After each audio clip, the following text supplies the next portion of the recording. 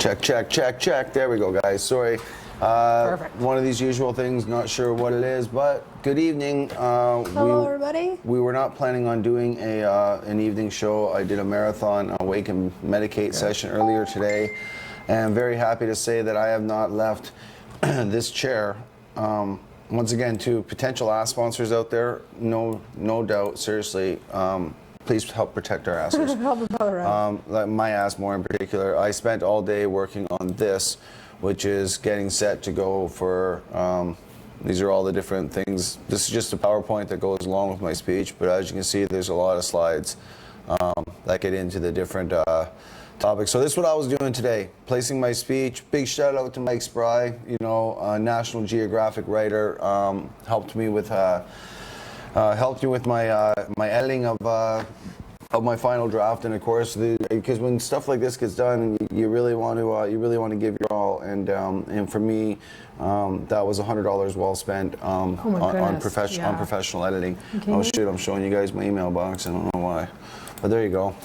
So, but anyway, shout out to Mike Spry. Mike Spry's worked with us over the years on doing different articles, and those who have read some of my articles in the past, especially when I did my I think got like 500 or 600 shares, was when I called for Rona Ambrose's resignation. You know, I'd written with a lot of fire and passion, and Mike has a good way of taking people's fire and passion and just and putting it into a proper storyline. So it really helped me out. It takes the stress off as well, because I'm a good talker, but man, I can't write worth shit, and I really make myself look stupid when I try to get a message out. I wouldn't say that, because you basically gave the entire speech. It just needs to be edited. Well, I'm just saying the way I convey it. Sometimes people read. I should say the way people would read my speech, they would read it now they would read it like that's intellectual, and because it's been properly edited with grammar. So they'll say that's coming from an intellectual person, even though the guts and the platform and everything else is indeed my own writing. It's just I was unable to properly word it and put it in the grammar. Let's just put it that way. I can hold my own in a debate for talking and writing, but certainly not other areas, and that's okay too. Tonight's show is all about quality of life. This is the new quality of life series. I didn't put that in the tag. We will change that after the show. It'll be the natural remedy quality of life series that we're starting, because we're starting the new the community, the natural remedy community. That's an important thing that people need to understand. There's a lot of different collectives going on, and different people putting their energy into different movements, and as my open debate was earlier today in my online show, somebody was discussing with me the ability for co-ops, and how licensed producers were helping patients set up co-ops because they want to be, you know, in charge of this genetic field again. And I thought, well, that's at least a tool, you know, for those medical patients that cannot grow, and they're able to get access to a warehouse or whatever in a small square by square footage. Then so be it. You know, then that's their, again, my advocacy is for patients to have the right to grow and to access cannabis as they see fit. If they can afford $14 a gram and they see fit to just order it, and that's probably would be me if I was rich, then that's what you do. You know, if you need to access cannabis in other ways, you know, whether that's hustling your ass on the internet, and whether that's fucking whatever it is you need to do to get cannabis into your system, then that's also another method. Because in this country and around the world, cannabis right now is not covered as a pharmacopoeia or as a pharmacist. Basically, as a drug that's available through pharmacies is what I'm trying to say. Now, some people would argue, well, Jason, you're wrong. Sativex is a pure derivative, and it's by GW Pharmaceuticals, and it's not that I'm wrong. It's that that's a pharmaceutical controlled by GW Pharmaceuticals, and very much so is available for doctors to prescribe. So is Navalone. So is Marinol. Navalone and Marinol, of course, being they call those again when they're fake. The synthetic versions of cannabis that first came out, which they first used to counter nausea with cancer patients, and damn well they knew that it worked. They knew it worked, and still stopped future cancer patients from using cannabis. You know, and that bothers me a lot. But again, quality of life is about teaching people now how to do what we're doing here. How could I work all day? At 24 years with HIV, I'm pretty proud that I sat here all day, worked on a professional speech, getting ready and prepared to travel around the world, really not feeling all that great. Was a little bit depressed earlier today, as I said openly in my show, going through my own stuff. It's just very interesting to see how much, and this lends back to what I was talking about, that empowerment, that quality of life, that if we empower one another, man, empowerment's an amazing thing, what it can do for people that are disabled, you know. And if I was living in my ailment, I see people unfortunately coming and going from my building because it's a disability building, and I see them living in their ailments. And what I mean by that is I see them at a quarter of the years, you know, into their ailment that I am, and I'm being HIV, so it's a debilitating illness. But through a good quality of life, you can actually push back and you can sustain a good quality of life nowadays with the medications that are available, provided you don't fall into the pitfalls. And a lot of the pitfalls are actually doctors prescribing pharmaceuticals. That's the biggest pitfalls for patients, between that and depression. Because depression, you know, isolation, depression leads to abuse. And then you end up alcoholism, or you end up into street drugs. That's a whole nother issue. But often pill abuse. From my years of counseling and working with HIV positive individuals, a lot of them could not deal with the pharmaceuticals their doctors were putting them on, hated their life, the way that they were dealing with it, and eventually found themselves just trying to get more of those drugs and to stay in that state of being incapacitated, because it was better than dealing with the realities of living with HIV. There was a woman on the news last night, I'm going sort of back to the opiate crisis, and she was sharing that she lost her daughter a couple of years ago. Now, this woman had, I forget what her injuries were, so I'm not going to even begin to say what her injuries were, what led her to be on an opiate. But in 6 weeks, she said she felt her body changing. I'm waiting for the tea, babe, hold on. So she felt biologically she was becoming addicted. Like when she didn't take the pill, she felt different. So after 6 weeks of using said opioid, she decided to come off of it, and she experienced withdrawal. She was quite amazed that in 6 weeks that her body had, biologically, that's exactly what happens. Your body becomes dependent quite quickly on this analgesic, right? So unfortunately, her daughter, her younger daughter, got, you know, same thing. Unfortunately, had an injury, you know, got on opiates. She lost her daughter, and it was unbelievable the amount of people that we're losing. And it's exactly it. They're going into their mom's and dad's cupboard. They're not going into their mom and dad's cupboard and pulling out the weed and dying because they smoke a joint. You know, unfortunately, our kids are going into our cabinets because, oh, this was what the staggering numbers were. I'm from Ontario. I was heartbroken when I watched the news last night.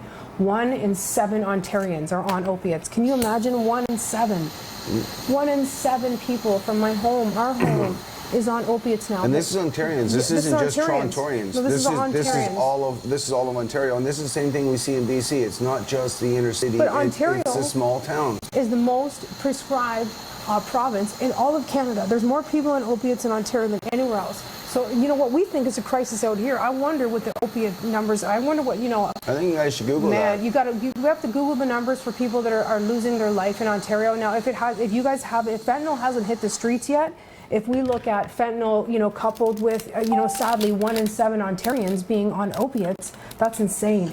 You know what I mean? So, you know, the idea of what's next for withdrawals and what's next for substance abuse is never ending. So, you know, if you're in Ontario and you're one of those 1 of 7s, and, you know, and I go back to the lady on the news last night that, you know, unsuspecting to her, after only 6 weeks of taking said opioid, she was feeling biologically dependent, because that's what happens. The central nervous system. And I'll work everything I can too to try and make that happen, but either way, I'm sure we'll come up with something. Quite quickly, as does, you know, the brain and all that good stuff. So, Sweet. you know, if it's happening in 6, 7, 8 weeks, I also sent you a copy, by the way. Check your email. I sent you a copy of my speech. 1 in 7 Ontarians is, you know, unfortunately being put on opiates. Cool. You know, they're going. That tells me that many of my brothers and sisters on Ontario are being diagnosed with fibromyalgia, MS, lupus, Lyme disease. You know, all of these autoimmune disorders that are a mystery to the, you know, the medical community. Well, you know, what I was reading today, they're not really a mystery at all. And if 1 in 7 of those people are being prescribed opiates, and the doctor knows that the opiates are just going to dull the burning, they'll never get rid of it. Sorry, that camera got banged somehow. Our secondary camera, Vic, you want to spin that towards us? Oh, shit. I'm not sure how, but it's because... There you go. I don't know, I'm not sure it got banged, but it'll work. Yeah, I'm not sure where the dog is. The dog's on the floor, so we're actually doing good. I can switch back to the other cam. Just wanted to note that. Sorry, I had to take that call there, guys. Some calls are just. Yeah, I just kept talking. They're must-take calls because as we're closing in on the trip, it's making sure we have camera people waiting in Australia that are able to handle, the necessary camera work that we want to do to cover the event. And where possible, we'll be doing all the filming that we usually do. Yeah, so going back to those staggering numbers, if you're looking at 1 in 7 people being prescribed opioids in Ontario for, pain disorders and all these other things that are mystery diseases because they don't know how to treat them.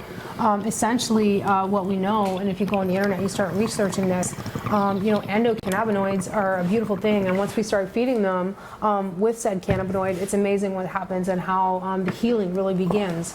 So for that 1 in 7 people that are being prescribed opiates in Ontario, those numbers are staggering. And the doctor knows when he's giving you these pills that you're probably going to end up funked up.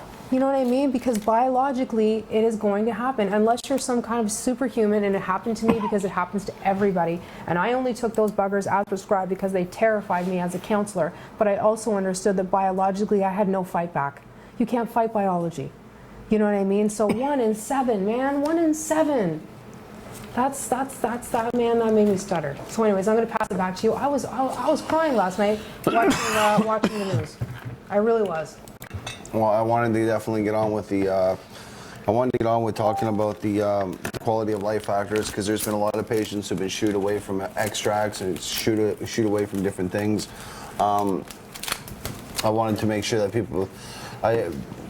The cannabis, I'm going to pull it up as I usually do. Can you pass me those two teacups? Cannabis Active Canada, there it is. Thank you so much.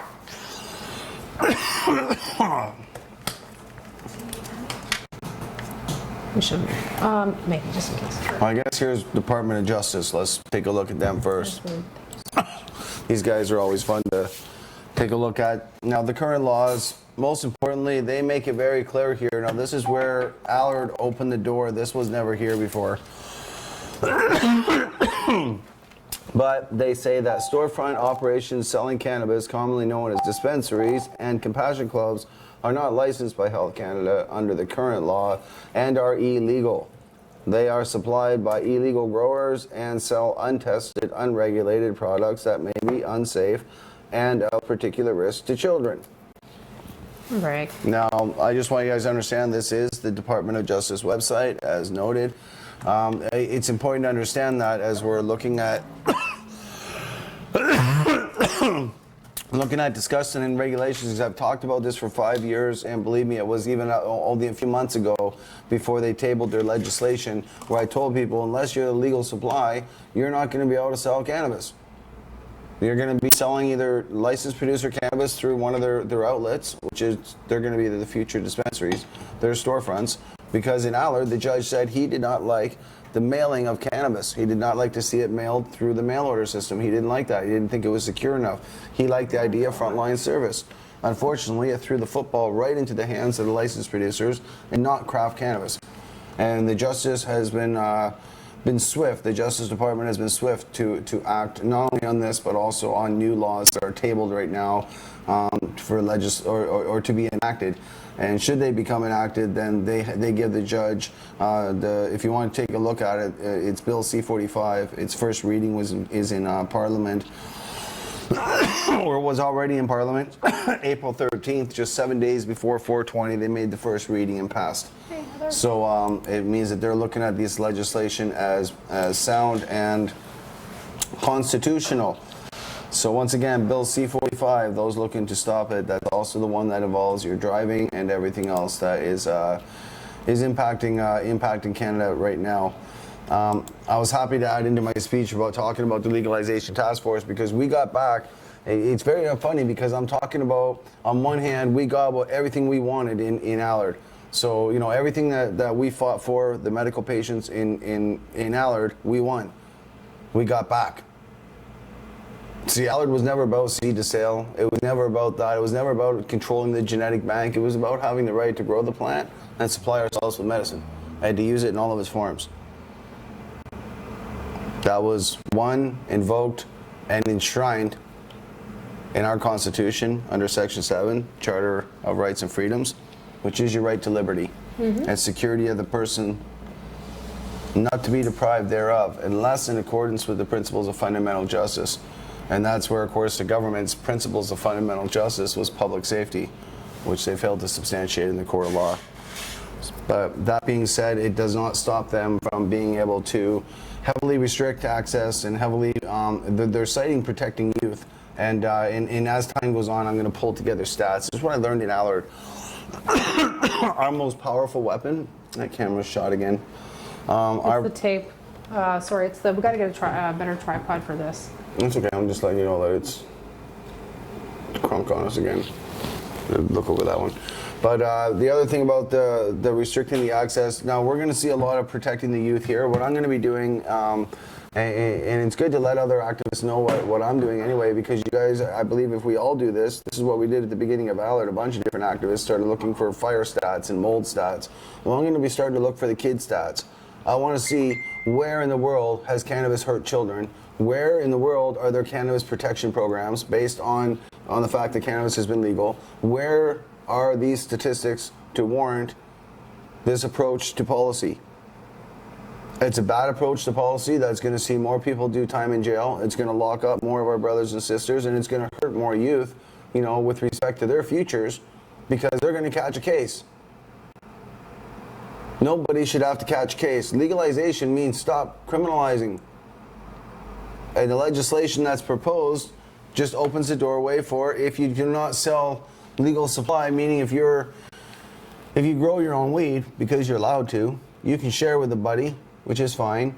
But if you sell it, you're now at that point a moonshiner, which is a very small area, and as well as carrying over the limit, it can give you up to 5 years. So meaning that if your personal limit's fine, that's an ounce for recreational and whatever it is for your medical. My point being is that if you're over that, for whatever reason, the sliding scale is up to 5 years. I think I don't have it right in front of me. 5 year was for that one. Yeah. Controlled access. This is another important one here. Controlled access. It's important to see here because I talked about this. Now this does not apply to medical. We're good for the next 5 years. I'm interested to know if medical can share our 150 gram limit, like recreational users are going to get to share their 30 grams among other adults.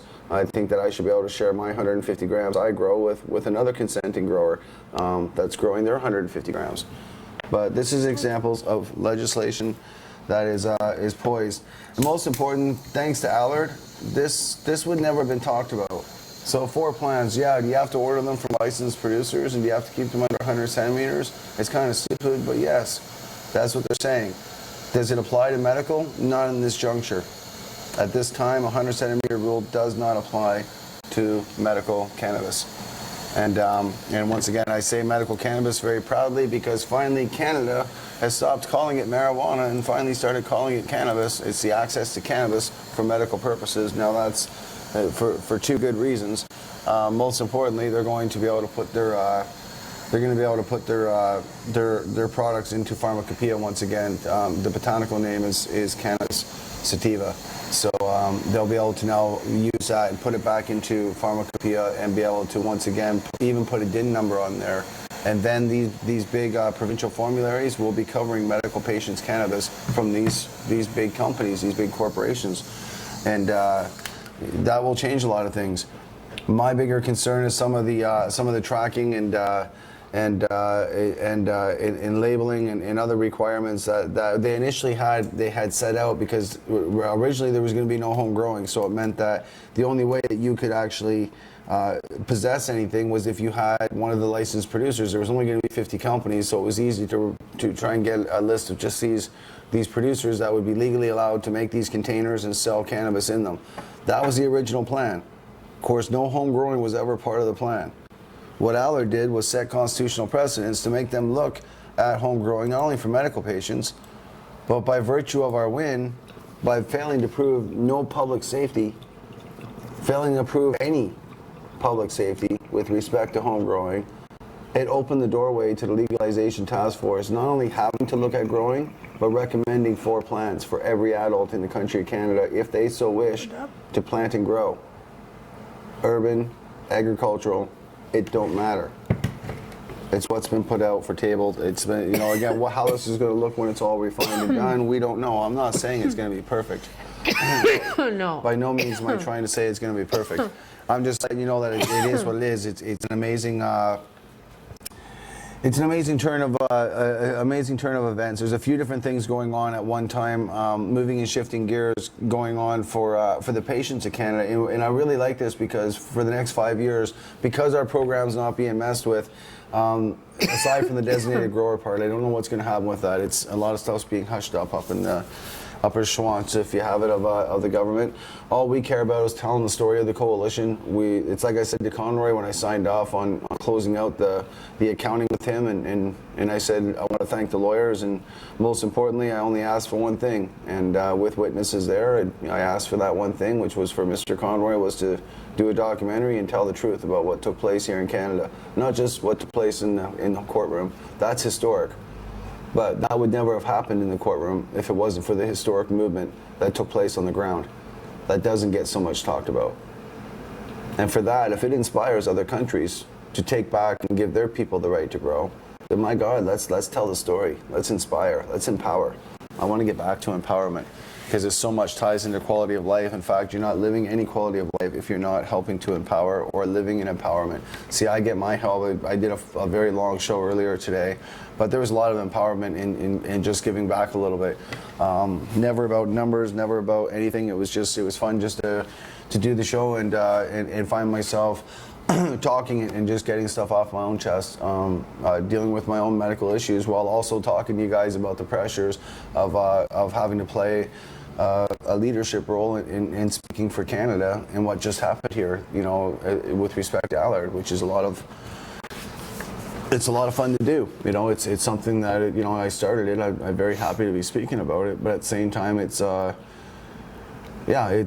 challenging, and it's sad when I see other people. I look at their wow. See, now I'm starting to study that.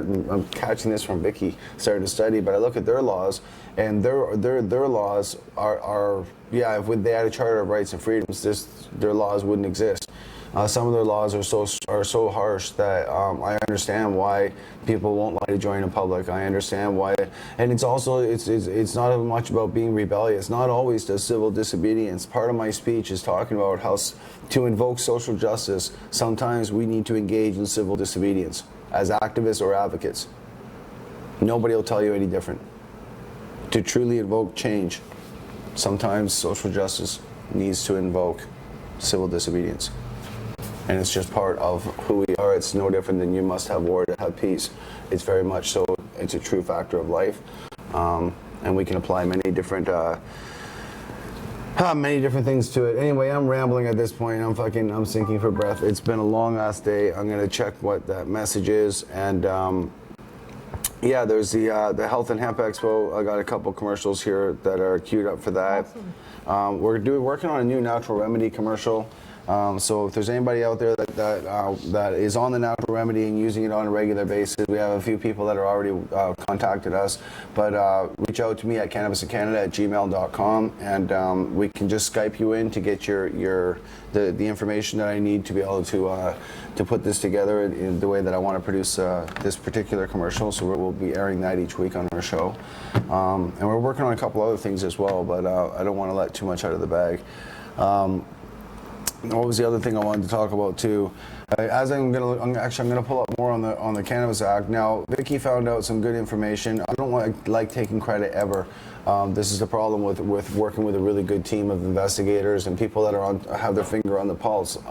Like Vicky, like Justin Loazo's back east, like his team back east. Everybody's, we're letting each other know what's going on, and it's keeping us very organized. So Vicky, maybe update everybody about what you learned around the first shipments that made it over to Australia, where they came from, and some of the other stuff that you've informed me of. The first shipments to sadly Australia came in this week. They touched ground. My understanding is this week. They were from 3 different countries, one of them being Canada. And what they received from Canada was Canamed oil. I'm not sure if they got all 3 or just one. Going on to Canamed sites, They offer 3 different types of oil, a high THC, a high CBD, and then a 1-to-1. Their versions of high and my version of high are really quite different. And their numbers were crazy. Also looking into monetarily, the Australian dollar and the Canadian dollar seems quite very close. That was very close. So they're, man, it was crazy. The conversion is, we're going dollar for dollar. Very, very close again in monetary conversion. And now what we pay is $150 for a bottle of oil. What a person in Australia pays is $350. We did the conversion, it's about 300 Canadian. It's double. It's double in Australia. For what purpose? I have no idea. It's because nobody else has this supply. Because nobody else has it. So and they're the ones that they can legally do it. And that is gouging. That's gouging. Now, what I'd like to say is that patients on this side of the border can't afford that said medicine. I know a patient, I met him last spring. He was on not Cannabis, but a similar, an LP oil. Oh yes, in Alberta. Yes, and I know how much oil I need a week, a month, and it's a lot. I consume a lot. If you're in a lot of pain, you're eating a lot of can of caps, a lot of RSO all day long. Anyways, he spent $3,000, $3,000 a month. Who could afford that? Now, on those prices, at $300, $350, Australian dollars a bottle, you're looking at, say 3 to 6 bottles a month. There's all your income gone. You're not eating, you haven't paid your rent, you know what I mean? You don't have a phone. It's outrageous. So again, if patients over here couldn't afford said medicine, I have no idea how a disabled person in Australia is going to ever get better. I was upset. I was really upset. No, but it's a fair thing to be upset about. It's like today, I released some documents today out to the public. I've Cannabis and Canada has ascertained a host of different documents on. That made me cry, actually. It's anecdotal, peer-reviewed journals, but it's what the licensed producers are using to justify all their federal policies around the world. It's their anecdotal evidence that they're proving why cannabis is medicine, and it's everything that Health Canada doesn't want us to share. So I started sharing a lot of that around. I started, they'll be put up on the Cannabis Canada website, and it's evidence that's available. If you can dig far enough and you can look hard enough, you'll see that Health Canada has it buried deep, deep, deep in their places, and sometimes the other studies are simply buried overseas in the UK. Or wherever. But now that we have the list of ailments that cannabis works with, the cancers that cannabis actually beats back, and the truth behind the doctors. Again, these aren't cannabis patients. This isn't pseudoscience. This is me saying, here's the information I ascertained from an LP, and a friend helped me to ascertain this. And I'll just show you over the alignment of files, and gives you an idea. ALS, anxiety, arthritis, asthma, brain trauma, cancer, cannabinoids, PDFs, on and on. Chronic pain and inflammation, cystic fibrosis, dementia being a big one for me with HIV long term. That's huge. Diabetes, all the stuff that they don't want us to talk about. And it's here, the PTSD for our soldiers, the osteoporosis, neuropath. We've argued the neuropathic pain factors of cannabis and how it helps, and it's been argued over and over and over that we don't know what we're talking about. And this is the armed information, these files, and within these files are all kinds of different peer-reviewed journals, all the anecdotal evidence that we need to arm ourselves and arm our patients that we represent with the right information to say, here, give this to your doctor. Make sure that you take this in, and you remind them of their Hippocratic oath. And when they say, "What do you have anything to show me?" I'm not comfortable.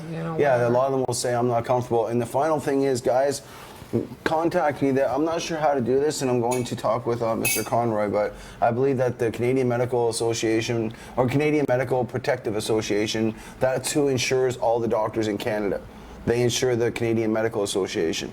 So the Canadian Medical Protective Association, I believe that who issued a waiver under the old MMAR for doctors that weren't comfortable about signing for cannabis, they gave them a waiver that made them not accountable. If anything, you go eat a brownie you make and die for whatever reason from food poisoning, doctor's not accountable. That's the purpose of that waiver form. Now, in present day, after Allard, after spending $1.1 million to get everything back, my question to you, the CMPA, is where's your waiver that should be back with with the ACMPR? Protecting, once again, patients and their doctors who are uncomfortable because of your scare tactics, saying if I sign for more than 1 to 3 grams, you're in trouble. I think the CMPA needs to give another waiver until such time as they even recognize cannabis as a medicine in the country of Canada. I'm ranting. No. It's a ranting story tonight.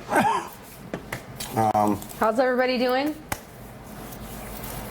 If you guys have any questions at all tonight on some of the different things that we're discussing, most importantly, different ailments, quality of life with respect to those ailments, medical applications of cannabis, most importantly, the natural remedy. This was, as we go across the country this year, we're going to have fun in a lot of our small towns doing small town talks, and in some cases, old age homes, in other cases,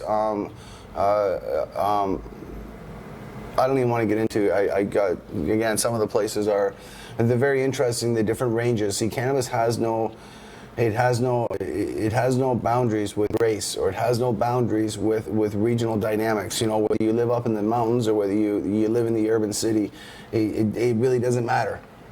It seems to, cannabis reaches all barriers, crosses all those barriers, and it opens so many doors for us to be able to work holistically together, that now when I get back from Australia, the thought of putting 100,000 tents in Canada, making that a goal, not because I'm going to make money off it, but because I get to say I did it. Just like I can sit here today and say myself and the Cannabis Rights Coalition of Canada took down the federal government's attempt to ban home growing, and everybody in Canada gets to attempt to grow that cannabis plant. That should never be taken away or underscored or taken from the patients that took part in that. As God knows, we took a lot of grief over it. But yes. You know, now that the story's here and the story's been told and been funded, you know, it's a lot to say, because you know, tomorrow's a new day, tomorrow's a new market, and it's going to be up to us patients to dictate what we want in our market in Canada. And I think we as Canadian people need to learn to use our voices like the patients did in Allard, and on a much larger level, raise a new army that will be the new lobbying voice for a free and fair market in the country of Canada with respect to the cannabis industry holistically.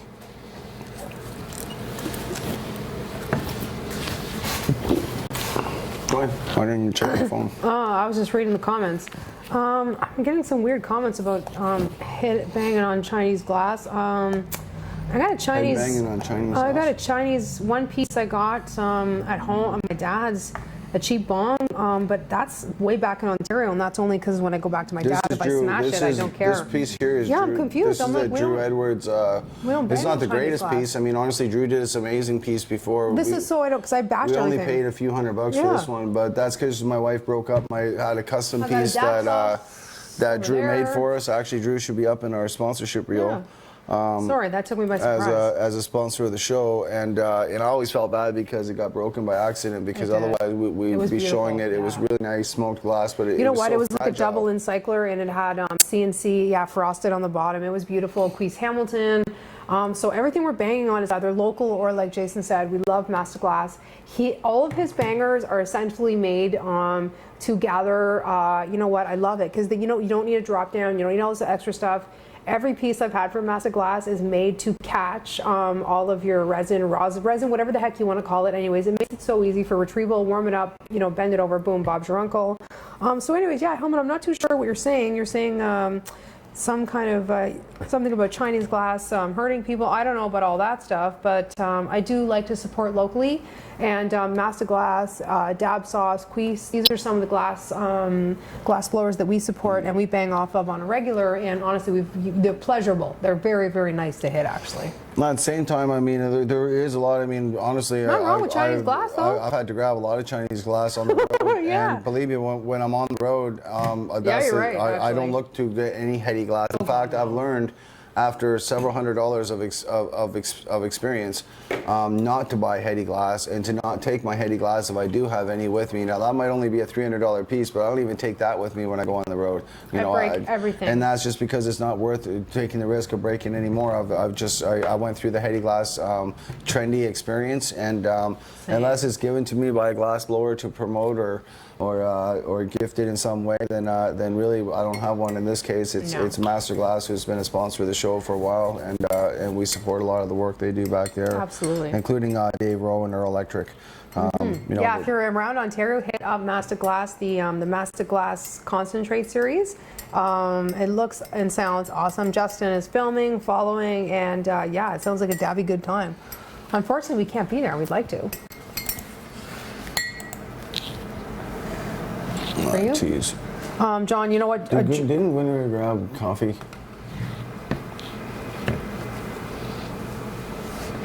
No. I guess maybe not.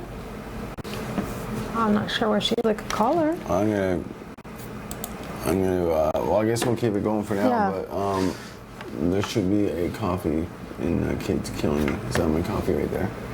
Possibly. No, that's a tea. She got 2 teas because I didn't have time to make tea, so I just got her to grab green tea, and then I threw a hot bag, a bag in there just to steep it quickly while we're on the air. Because I'm sure everybody's feeling this weather. If you're on the West Coast, Jesus, Mary, and Joseph, as my Nana would say, Jesus, Mary, and Joseph. I'm ready for some bloody sunshine, and my back, all my joints are swollen, and they're thank goodness for cannabinoid therapies. Otherwise, I wouldn't be able to grind it out. I'd be on a walker for sure. So again, I'm not complaining in any way because it's certainly been a lot worse than it was. But I would definitely like to see some sun, and I'm sure there's lots of people out there that feel the exact same way as myself. I'm very much looking forward to Australia, looking forward to sun, some good dry heat actually. Yeah, I've never been off the continent, so I mean, I'm really looking forward to going there. In a couple of ways. I mean, to me, it's a very heartfelt trip because the coalition was my baby. I mean, literally, it was my brainchild, and it was a successful mission, and it makes it very interesting to go over there and to get to tell that story. And at the same time, I just to take your fiance and be able to make that an engagement gift is that much better. And that's where we're hoping that all goes well with the trip. It's going to be it's a lot on both of us to sit on a plane for. We found out it's not 23 hours. I keep saying that it was actually it's when we board, but it was a 15-hour flight. But still, it's 4 times anything I've ever done before, and I'm sure it'll be fine. I'll figure it out. I'm looking for, again, it's something that I shouldn't be complaining about, and by no means am I actually complaining. I'm more just thinking about the trip and how much. Even tomorrow I gotta speak to the doctors and get the doctors to prescribe what they usually wouldn't, which is painkillers and anti-inflammatories, because I won't have the amount of cannabis that I'm used to having, and that means directly being in pain. So it's that kind of stuff that sucks about traveling overseas, but we do look forward to seeing our friends in Australia, and we'll see how the hempy world treats us. So anyway, I'm going to switch off here to a first commercial little break here. Coalition Past the Present video that I love to play all the time. I'm considering adding this to my speech. Hopefully I didn't just unplug a camera. I'm going to try and get this second camera pointed properly. This is very short, so we'll see you guys back in literally 6 minutes. 6 minutes. See you back in 6 minutes.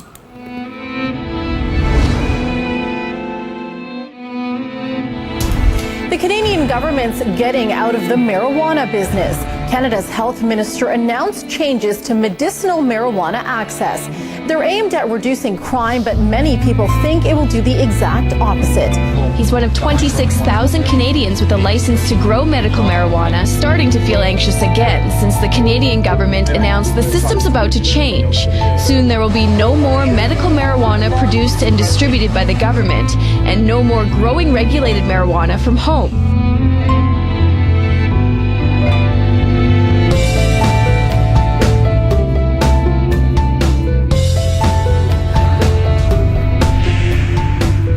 Jason Wilcox has been organizing the coalition against the repeal of the medical marijuana access regulations, particularly the personal production licenses and designated production licenses. I believe in patient options. You should be able to go and have somebody grow it for you if they have the place and the room and the ability, or order it from a pharmacy or a big business, whatever you want to call it, however the program is modeled. And then you should also have the right fundamentally, especially if it's to put in your own body, just like when you smoke it, you should have the right to grow it. Health Canada will, if successful, only license large-scale commercial operators who produce our medicine at up to 4 times the current cost. Government is simply hijacking and cornering the market, my friends. The issue is getting up 26,222 legal growers, trying to get as many of them as possible to understand and unite and get on this file so that we can actually be prepared. So when Health Canada chooses to make their move, we're all prepared to take it on. A federal judge has approved an injunction allowing current licensed medical marijuana users to continue growing their own pot past April 1st. A court in British Columbia ruled users can continue growing their own pot for now. This decision comes less than 2 weeks before new laws for medical pot take effect in Canada. This is huge news, and then so many patients right now, they're not suffering tonight. Tonight they're going to get to sleep. It's very hard for me not to get angry and frustrated as I think about the 500 plus impact statements I've read of people paranoid, and not just paranoid, God-given fear of going back onto pharmaceuticals because of what the government's doing now to medical patients. It's unconstitutional, it's not Canadian, it's unethical, and it's not right. My doctor, he wouldn't take my MRIs, he wouldn't send my MMR form. And through other things, I was really having a tough time. But it seems that one major stressor, removing that threat of losing my guarded by the government, even having the threat of armed guards coming into my home to make sure that it's shut down, really hurt me and hindered my healing. And that was the beginning. I'm aware of people who don't have a medicinal license, who buy their marijuana from medicinal growers. I would use the analogy though too, that we look at how many drunk drivers and people on pills right now are going out driving drunk and killing people. We police the drunk drivers, we don't throw all the cars off the road. And that's what they were trying to do with the patients, and I'm glad that justice stepped in and interfered and allowed the Constitution to have a chance to put the MMPR under constitutional scrutiny. Right. I just really hope that we all get what I think we deserve, which is freedom. And that's what this is all about.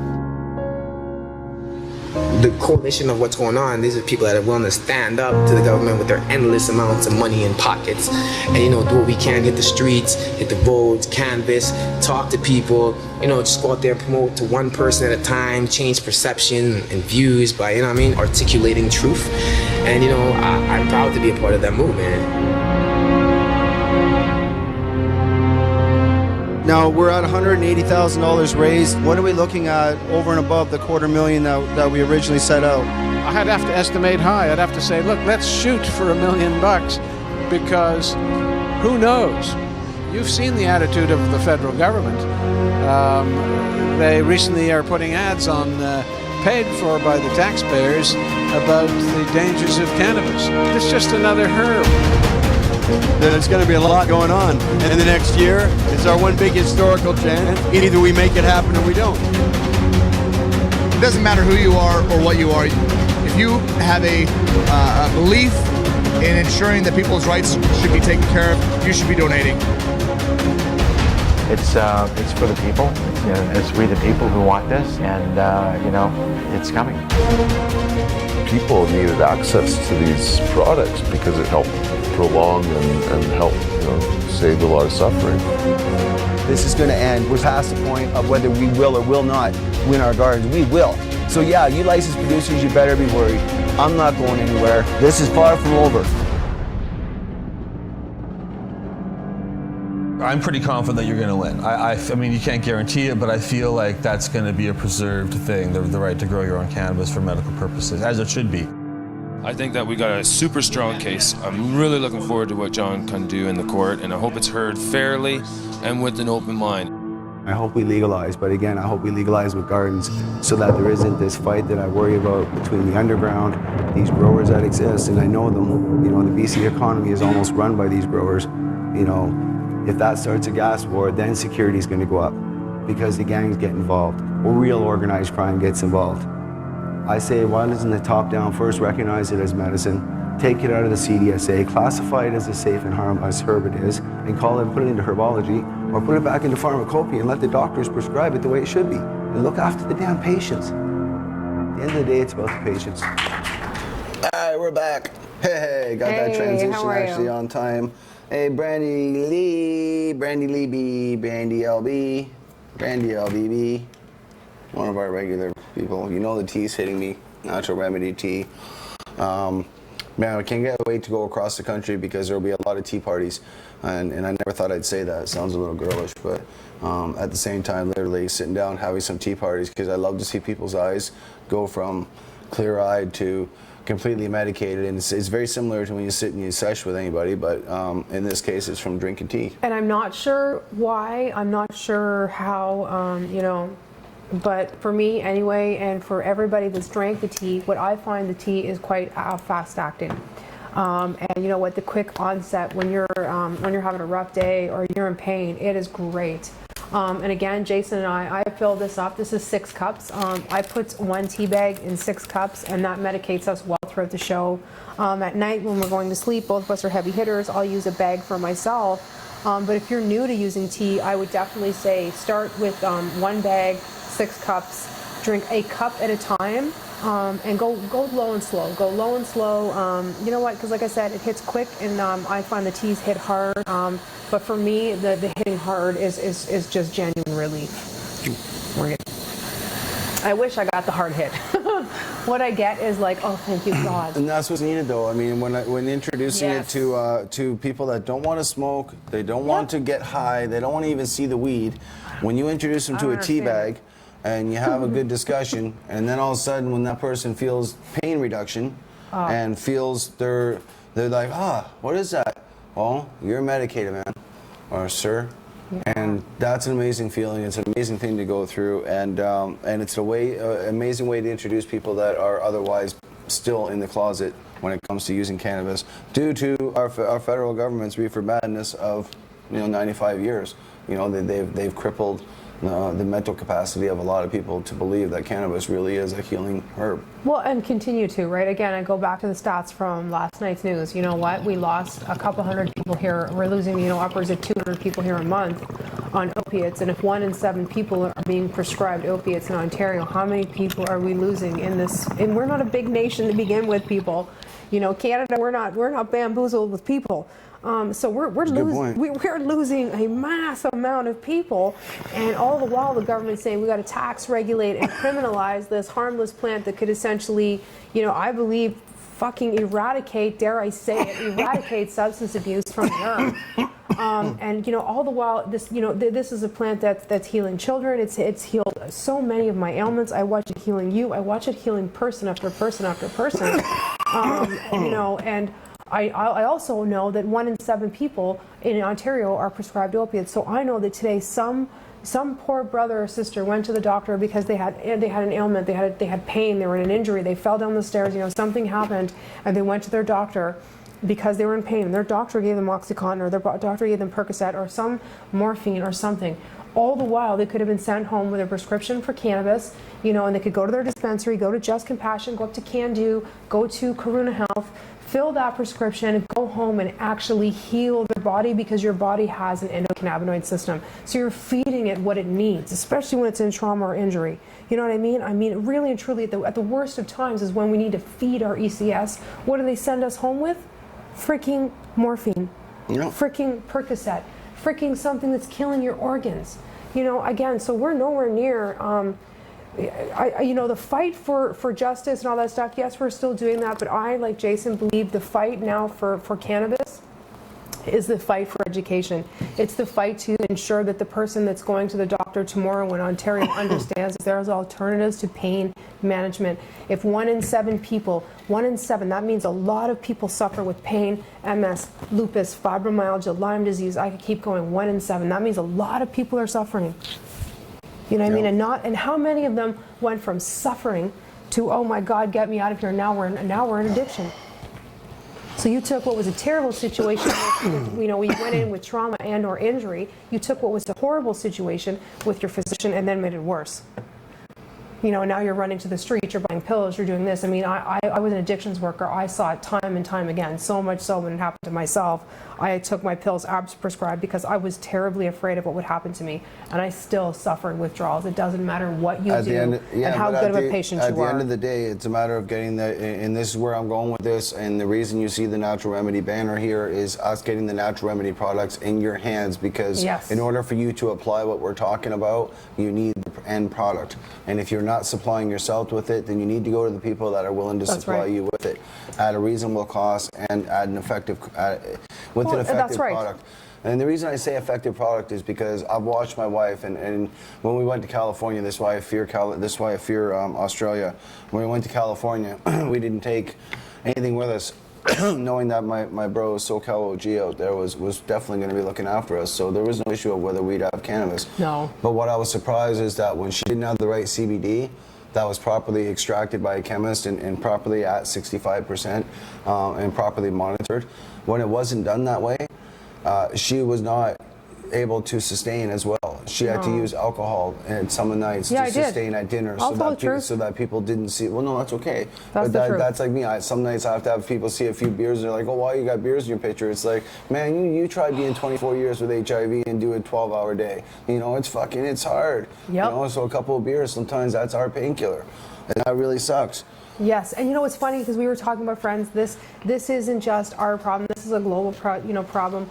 Why are, you know, you and myself, we are patients, we are, you know, we're on disability, for goodness sake, so it's not like we're going back to work. We are truly disabled patients at home, just getting by, you know, like the rest of everybody else in this community, right? You know, why can't we, you know, put that plant in my purse? I'm not even looking to travel, you know, like, why can't I bring what I need with me? You know what I mean? Again, a harmless plant. If I could put, you know, my medical bag, you know, when I was on that bag of pills, I could put them in. No problem. Nobody gave a shit when and I literally had a bag of pills at one point. Because when you've been on, you know, medications probably 3-4 years, 5 years, especially around the 5-year mark for me, and I found a lot of people said the same thing. Then you start needing pills for pills, and pills for pills, and pills for pills. And it seems truly like the rabbit hole that is just never ending. And again, why I can't bring this with me to keep me off a walker, I'll never be able to explain that, because it's a harmless herb that truly, I believe Bob was right. It is essentially the healing of the nation, you know? It really was, Bob, all those years ago, 30 years ago, man. It keeps to the point that when we leave the country, thank God we've made it possible in this country that we can travel, and we still have to argue though what the legal carry amounts are and whether they're reasonable with respect to mobility rights, etc.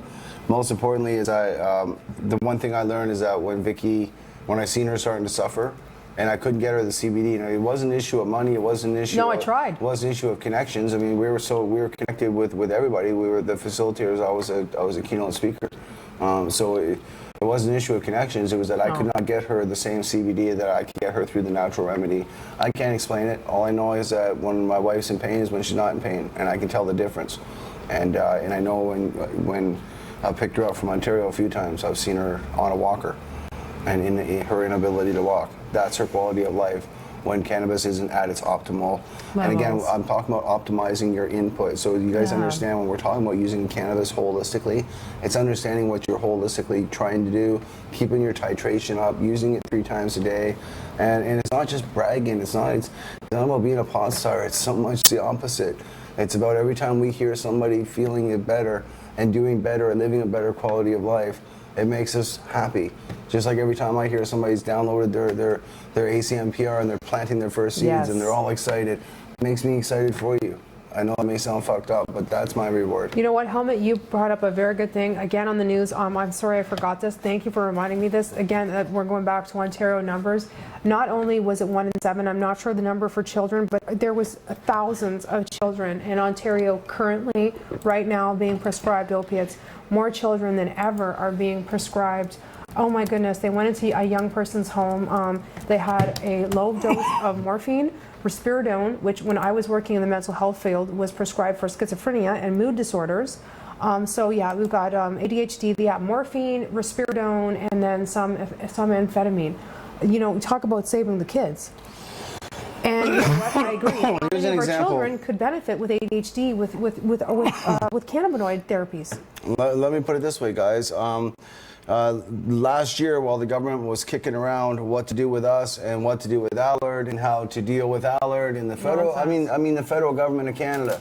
Just hear what I'm saying before I post this next feed, because hear what I'm saying. While they were dealing with Allard and R.B. Smith, while they were figuring out how to corner the $7 billion industry they're so hungry to get, they were disregarding and ignoring this. Now they can try to pretend global news ain't real. They can maybe become Donald Trump and say it's fake news. They can say whatever the fuck they want. But 90% of these deaths occurred inside BC in 2016. That's almost 1,000 people, man. 1,000 people. Can you imagine? That 1,000 people, that's somebody's brother, somebody's sister, somebody's mother, father, grandmother, grandfather, their child. I mean, 1,000 lives lost. For no reason, man. Like if that, my God, if that doesn't bring you a sadness, I don't know what will. Says the number of illicit deaths in BC continues to increase each month. December saw 142 deaths. Now, of course, we all know that November and December, because it's Christmas time, is very, very hard times of the year. It's why we did the Cannabis in Canada Christmas giveaway. Yeah, 12 days of Christmas. 12 days of Christmas, because we understand this stuff. But what was the government doing last year? While they were farting around looking at how to deal with the court cases, they were not dealing with the opioid crisis. In fact, they're trying to pretend like it's a new thing just happening this year. Right. The 200 people that died last Tuesday is no different than the 142 I'm reading about now. No, sadly, no. At what point are we going to start dealing with the real problems that face us as a social society?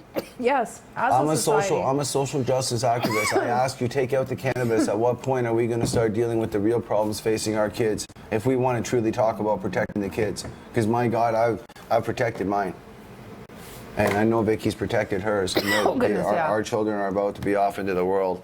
But with these staggering numbers, this scares the living shit out of me. There's nothing here that we can say we can be proud of.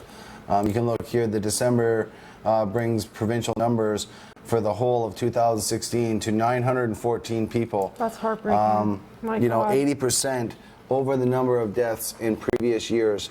So an 80% increase over previous deaths. And this was last year. Again, the reason I'm talking on this so much and I'm harping on this because here in Vancouver, where harm reduction and where I'm going with cannabis is harm reduction, can get people off of street drugs, can get people off of opiates, can help teenagers get curved away from opiates, because God knows that's where they're starting. They're snorting it. They're putting it in these fucking pops. Well, the other thing I don't know the full details, but I'm going to do my homework. I'm going to speak to some of these kids, because it's not always hard to speak to them when you're just straight up. I want to find out what it is that they're doing, because they're being introduced to opioids and they're not being introduced to straight heroin.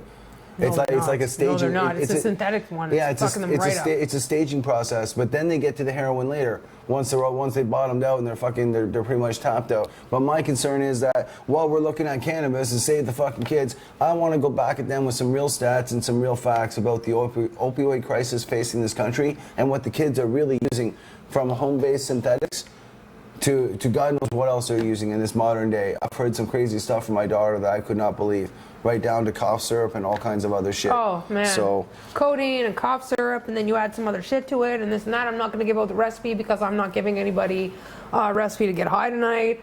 But both of us have kids, and again, I was an addictions worker, so I'm making my business to sort of stay on top of, what the kids are using. And you know what? Unfortunately, what we were using was like real street drugs. You know, when you were in high school, you sampled marijuana or cocaine or whatever. Nowadays, it's all this crazy shit that's made in somebody's basement, synthetic this, synthetic that, mixed, unfortunately, often with a parent's opiate. Yeah. And that's just the bottom line. And they're sitting around mixing that with Sprite and whatever and getting fucked. Lean. It's called lean. It's fucked up. Lean? Lean. Lean. L-E-A-N. Lean. Lean. Well, guys, look this You shit got up kids, because look I'm this getting. stuff This up. is where I'm starting to feel old. But all I know is, while our federal government has their thumb up their ass about cannabis, I want to show them why their thumbs up their ass. In fact, I want them to understand why it fucking hurts. What do I think of the armed guards at the poppy fields? I think it's bullshit. What do I think of them going in there and lighting them on fire? The American government? I think it's ridiculous. I think they got some balls, right? But hey, who am I, right? Who am I? Yeah, who am I? I think it's ridiculous to arm poppy fields. I've been reading this. So not only the ones that are left, they've been roasting them the last few years, and you know that is truly sad. You know, going back to cannabis and kids, you know, I've been reading more and more information and more literature and more studies that's recognizing cannabis as an analgesic that it is. That's a pain reliever. Tylenol is an analgesic. Your opiates are an analgesic. So what that means is that it's crossing the part of the brain that affects pain. It's an analgesic. Think about how big that is. From Tylenol to morphine, because they're all analgesics. So if cannabis is in the same category, why is it not prescribed 9 times out of 10 when it hasn't killed one person?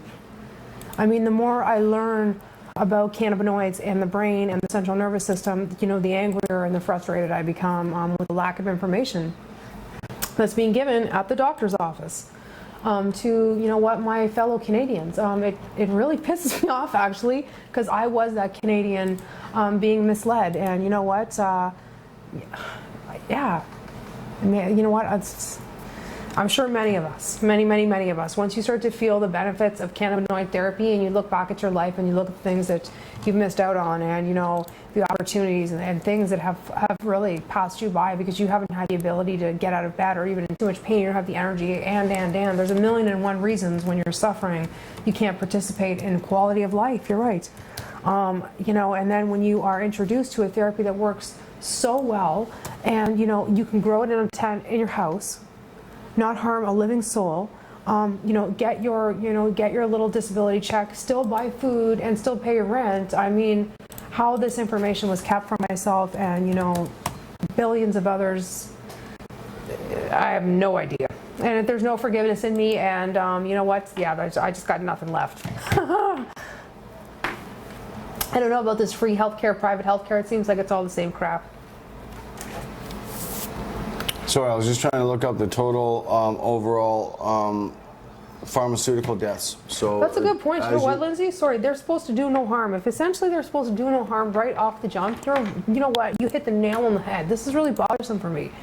If their ethical duty is to do no harm, and when you sit down with them and they know that they know that this is an analgesic. Again, we're all in the same category, and they always want to say to you, well, we want to start at at the least intrusive, and then we get to the most intrusive. Well, if the least intrusive is a plant, and it should be prescribed 10 times out of 10. The Hippocratic Oath is there as listed in Wikipedia. If you guys have not understood what the Hippocratic Oath, have a read through this.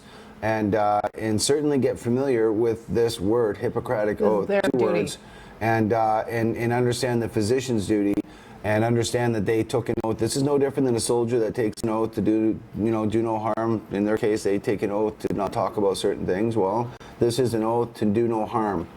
And when you remind a doctor of that, and you can show them, and this is why we say we're now armed with studies that will help us be able to better navigate doctors and to be able to show them, here's the studies for why you're going to do harm if you don't give cannabis to this patient. You're actually going to cause them more harm. And I would note that by virtue of them potentially making you first face persecution, they're doing harm. Yeah, they are. So you need to remind them of this oath. It's it's a Hippocratic oath that's upheld internationally, but most importantly here in Canada, we very much so hold our doctor to this, and And it's very important. And as the wife said, if you break it down in context, as I had it up there, 1.3 is first is to do no harm. Always. That's the most important thing.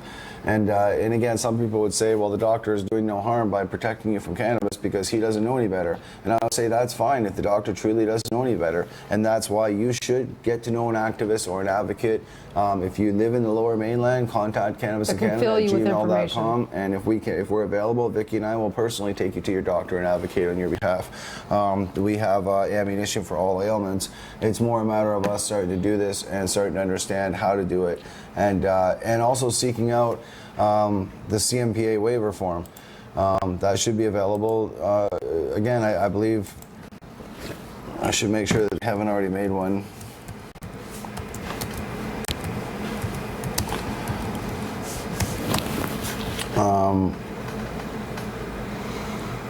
Let's go. You want to pick it up on? Oh, the tea's hitting. Sorry, babe. Whew.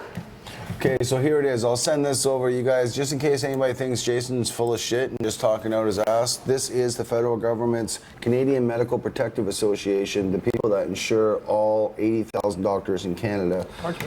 This is the form. The problem with this form right now, it is for the medical marijuana access regulations, again, the MMAR, which have been repealed, and so has the medical marijuana access division that was the division of Health Canada that was repealed. Therefore, this form is null and void. However, it shows you that once upon a time, you could take this form, which is from the insurers of the doctor, the Canadian Medical Protective Association. You would take this to your doctor would sign it, and you would sign it, releasing the doctor of all liability, and everybody got to have a good day, and you got to get your license, and you got to start growing, relatively quickly. Hi, Rudy. Now, on this note, first, some love for the research on this, because a lot of people aren't talking about this, how to protect you or how to help you navigate. This is how to help you navigate, so show some love. Remember to like and share our page. Most importantly, this release page is what I will be advocating for. You'll see me advocating for this over the next couple months, especially when I return from Australia, making sure that doctors can be waived from any threat of for prescribing more than 3 grams. Just like this waiver used to do for them, no different. Completely gave them anonymity to prescribe as they seen fit, because cannabis is not in their books. Cannabis is not in pharmacopoeia. Cannabis, they just started calling it cannabis again, so it will be soon, but right now it's not in their books. Therefore, doctors should still have a medical waiver, just like this, there's still the same insurers. That hasn't changed. The doctors still need to be insured, and the Canadian Medical Protective Association is the same insurers. But have they updated the form for the ACMPR? I Googled that, I find nothing. I think it's time that we as patients first start using our voices, sign up at cannabisincanada.net, get involved so that we know how we can use our collective voices to change little policies like this that can affect big ways when it comes to patients' access to growing. If you walk into your doctor's office with anecdotal evidence, such as we've shown here for ALS or for Parkinson's, whatever, and you walk in with a waiver, that doctor is more likely to sign than if you just walk in there talking out your ass. Bob still has a few left kicking around. Lucky. Yes, but I would like the only problem with this, but stay focused, guys. I'll show this once again. This is an out of date because of the language. You got to see right here. It says. Hey, my sister joined. Hey, Joanne. Guys, this is important. The language, medical marijuana access regulations. This was a form written by, again, the Canadian Medical Protective Association, or CMPA, are the insurers of all the doctors, which is now, I believe, 85,000 plus in Canada. Now, back in the day, we argued for this release because no doctor wanted to sign for cannabis because it wasn't in the books. And they were calling it marijuana. As you see, it was called marijuana with an H. That's Canada's screwed up slang. Now that it's called the access to cannabis for medical purposes, we don't see a similar waiver.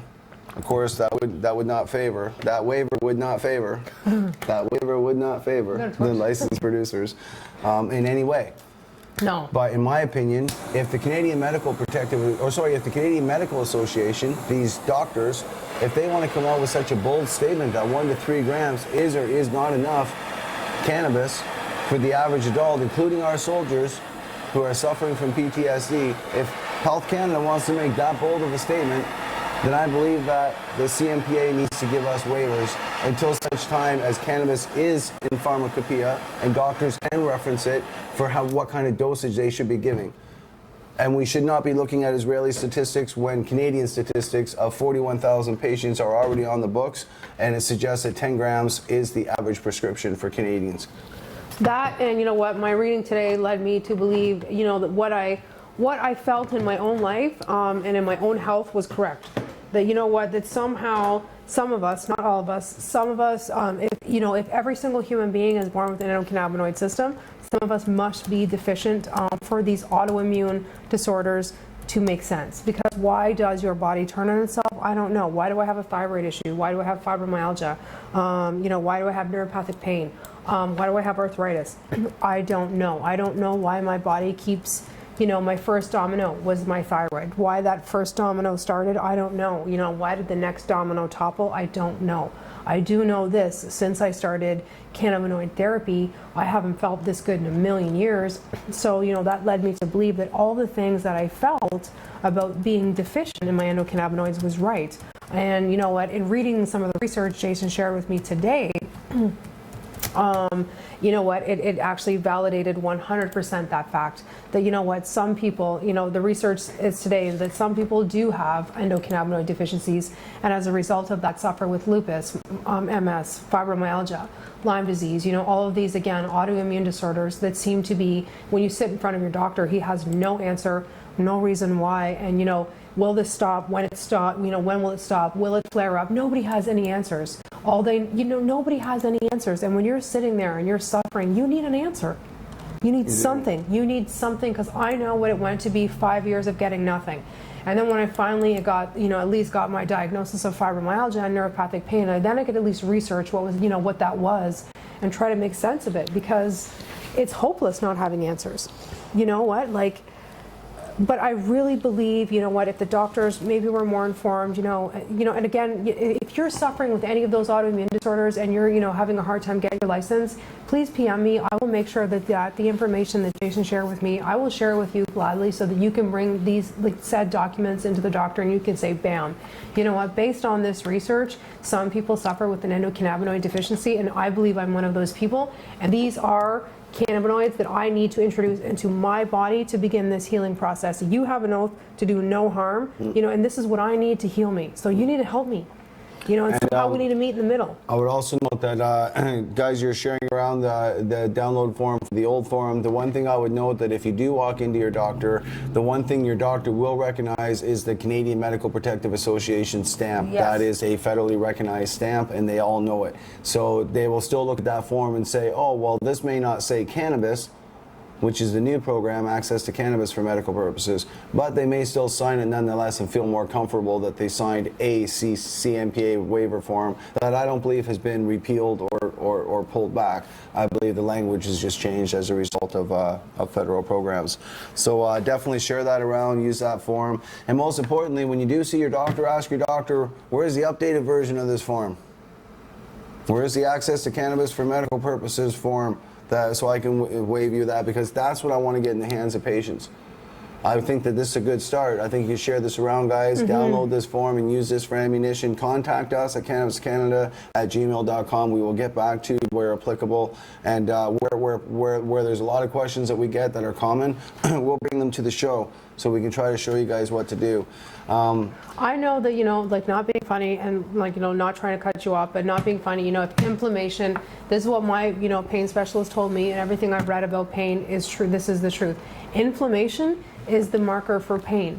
So arthritis, all of these things are born of inflammation. Often, an inflammation of the joint, an inflammation of this, that, or the next thing.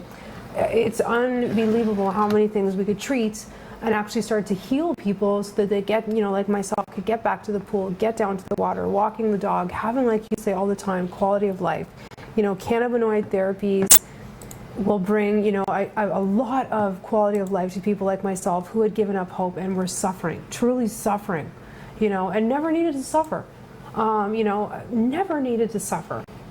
You know, this information should have been in my doctor's office in a brochure, just like, you know, whatever, you know, GW Pharmaceuticals, they leave out their bullshit.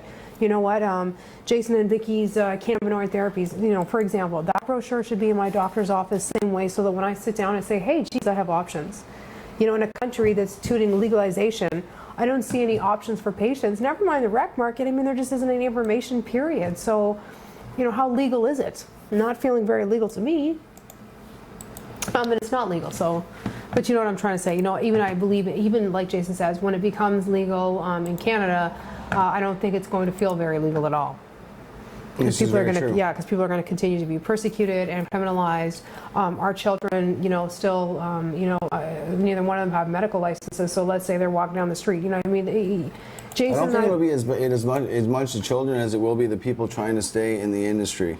Well, what I was going to talk about the kids was, you know what, you made a really good point about all the kids. You know, not that it would happen often, but say, you know, your kid's at a party, you know, your kid's 17, the kid beside them is 18, you know, like shit happens. And if that were to happen to your kid and they, you know, caught a charge and did time for passing a joint at a house party, you know, if that impacts one Canadian youth, that's one too damn many. Yes, but this is where, again, I see thousands and thousands of people being impacted by the driving, and we're going to keep talking about it and reporting on it, and hopefully not being caught up in the dragnet ourselves of what comes with that. But with a good show, when you can run, people might say, oh, that guy talks forever. Well, you know what? I might talk a lot, but I can talk a lot of content. And what matters is, can you get the information ascertained? You need to protect yourself. And once again, on tonight's show, we brought you examples such as that Canadian Protective Association forum. You have to understand, I've been doing this a long time, probably too long. Here's something that I added this into my speech just in building up to who I was. But in 2006, you'll see here in June 2006, that's a long time ago. So just about a decade ago, you can see that that I served on a committee here. Now, what I want you to pay attention to are some of the names, such as let's see here, Philippe Lucas, who's the vice president of Tilray. He was a Compassion Club representative. So I want you to look at some of the people, what they did and what they represented. Dr. Glenda McDonald, pharmacist. Mr. Eric Nash, who also testified in Allard. Mr. Eric Nash ran a Cannabis community representative. We go down here, we also see Dr. Mark Ware, who was the vice president, I believe, of the Legalization Task Force Committee. So all these people sat on the same national committee as I did as a Pacific Regional representative right here. All of us working together at that time to go up against the then medical marijuana access regulations that were basically the regulations that governed the Medical Marijuana Access Division of Health Canada, which was its own department and governing regulations. So there's a little history lesson on some of the people that were banging heads back in 2006. Here we are in 2017, over a decade later, and we're still banging heads. Some of the same people. Some of those people are in the upper offices where maybe I should have taken the check to be, and some of us are still down here, pushing for the activism and the advocacy that we want to see right and proper. So I would also note that somebody I didn't mention on there was Valerie Lasher was the manager of the Medical Marijuana Access Division. She was on there as well, and so was. I don't know, I don't see the name, so I want to say, sorry, Alan Young. This is the other thing, I guess I should put this back over. That's an amazing panel. For those who understand, like the lawyers who understand this, so legal consultant, so our legal overseer, and this was my introduction as a national activist, and this is where you'll see when you think of the coalition and how it was formed. It's very much the same way the Canadian AIDS Society formed this national committee. Regional representatives, as you see, I was a Pacific regional representative, so it only made sense to do the same sort of steering committee that would help do this. So anyway, our legal consultant was none other than Mr. Alan Young, who's Queen's Counsel attorney here in Canada, well known. And at the time, Valerie Lasher down here was the manager of the medical marijuana, as I was just saying, the Medical Marijuana Access Division. I used to call it the MAD program, MMAD. And of course, drug strategy and controlled substances. She's been long gone ever since. And you'll also see that I served with, Where the hell is he? Because it's funny because where am I looking for? I'm looking for what's his face there from Prairie Plant Systems. Oh, Brett Zettel. Brett Zettel. Brett Zettel. I'm looking for Brett Zettel on here. Anyway, Brett Zettel was also on the committee, and I'm not sure why I don't see him here representing the only Prairie Plant Systems. He should be. Incorporated. Yeah. Kevin Muse. He would have to be because he was the only LP at the time. Anyway, guys, check this out. This is a document you can download. I can easily get lost in this because, again, this takes me back over a decade. Again, back to 2016 when we were fighting the then medical marijuana access regulations that we seen as being unconstitutional, and as a result of that, such documents as this arose. And doctors were seen as gatekeepers, and that was because of these national committees by our big organizations such as the Canadian AIDS Society. And I got my first introduction to none other than the vice president. Like, that was my introduction to the national cannabis scene, and I was introduced by none other than the now standing vice president of Tilray, which, as you can imagine, is very awkward at times when we're at conferences and stuff. And it's not because we represent two different bad things. It's just because we're in two different complete places. But I can't say enough about the man anyway. As a medical patient, as a cannabis entrepreneur, and as a cannabis activist for Canada, he did a lot. My goodness, yes. Nothing can be taken from that. No. Now we will talk a little bit more about the government's Bill C-45 and Bill C-46, which is their amendments to the cannabis code or the criminal code. Shall we take a little break? Yeah, to implement cannabis. Awesome. And in the meantime, I'm going to throw on Dark Harvest. Fantastic. And did you want to keep this going, or did you want to call it? It's up to you, babes. I'm going to throw on a couple of videos here, guys, and we're probably just going to call it for tonight's show. We just wanted to come on and say hello to everybody. I'm not sure if we wanted to keep any additional dabs going, because I'm really ready for my chicken wings. So it's been a long day. As I said, we've been working all day. We wanted to try out this new set. My dog's obviously in the set, so there's some improvised doggy wear. Yeah, if you haven't tried juicing, you should. Make sure that you understand what it is you're juicing and why you're juicing it, and get your benefits from your cannabis and your cannabinoids before they decarboxylate and become psychoactive. That's an interesting way to try your cannabis. And everything else said, thank everybody for tuning in. We're gonna jump off now, and I don't know when we're going to be on again. I don't even know if we should jump off this soon. How long have we been on the air? So it's only been 47 minutes. We can't jump off yet. We got like 10 more minutes at least. We're going to do at least a break. All right, here's the An hour and 15 minutes. An hour and 22 minutes. Where do you see an hour and 22 minutes? I just tuned out and tuned back in. Oh, there you go. That's why. Okay, it helps when you tune out and tune back in. Aha. So that's why. Anyway, so yeah, we're gonna go eat and rest up. It's been a long ass day, and do a few more dabs. Anyway, guys, pay attention to the government's legislation. We'll continue to talk about it. We're trying this live feed. Keep sharing it out. Keep letting people know, and most importantly, the quality of life show. As we continue to close in on this, it's going to be fun for me anyway. To daily pick apart the different ailments that we have access to now. So just to think that.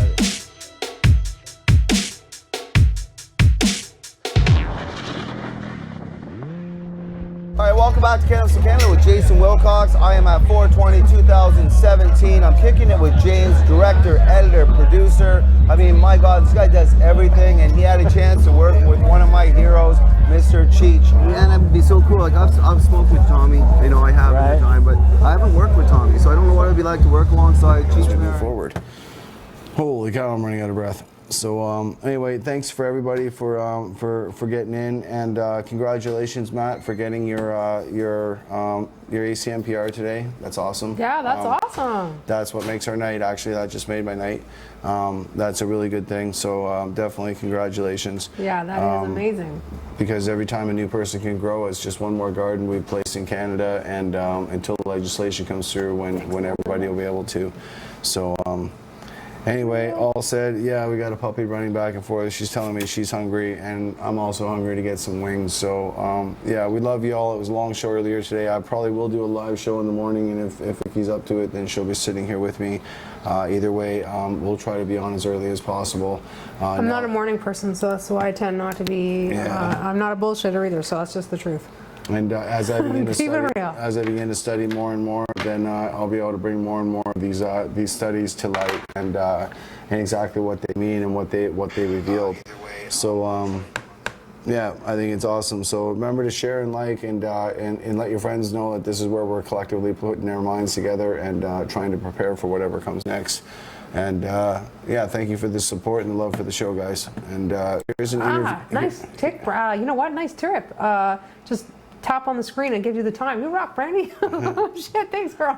So we're gonna. That's awesome. I'm just gonna throw on this this Dark Harvest He's having interview. wings and I'm having a kale smoothie. Yeah, this Dark Harvest is just gonna play. I'll allow a couple videos to play, but I won't really be here. I might be a little bit in the chat for a couple minutes waiting for my wings, but I'm gonna order 20 wings. Mow the hell down, and as you can see, I'm medicated. Actually, can we order the wings now, and then we'll finish the show? Yeah, I'm making myself a smoothie. Can you order the wings? I might have some soup, but that's it for me. Can you order the wings? Yeah, I gotta. She's such a good wife. Pass me the inverter thingy. See, if you ever need to get married, then you got to get married to somebody that's willing to order you wings on a dime. You order your wife, honey? Yeah, okay. Ow. For the charger thing. Yeah, that too. What do you need? I always need money. Charger. I know you always need money. I'm used to that. All right, so I'm going to stay on the air a little bit longer because it takes Penn and Go a little while to get here with our pizza wings. Not wings, but... Wow! What about we're on a break? Are we on a break? Oh, we're on no break. My butt's hurting though. Why is it a green screen on the... It's a green screen because that's the break that's supposed to be coming up. I'm just letting everybody know instead of taking a break, I decided to just go ahead and keep it going until my food's on its way here. Let's take a little break though. I could use a... All right, so here's an 11-minute break, guys. When we get back, we will go for a little bit longer because the pizza will take about 20 minutes to get here, and who knows, we might just do a quick giveaway just because Vicky's being funny. And I love to blame Vicky for certain things. So. Anyway, I am a lucky guy. I am the lucky guy, trust me. I wouldn't have got engaged in the first year and allowed her to tag me and bag me all the way to BC. That sounds terrible. If it wasn't for the fact that she was so damn cute, you know, and those blue eyes of hers that I love so much, she hides behind those goggles every show. But anyway, we'll see you guys after break. Exactly 11 minutes. Cheers. And what would it be like? You're the director, you're the producer, and you're the co-actor.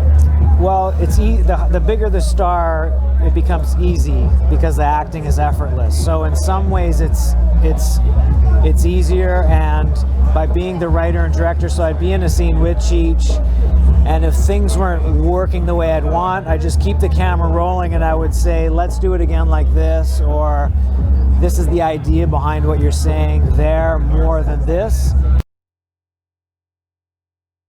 So that was effortless in that way.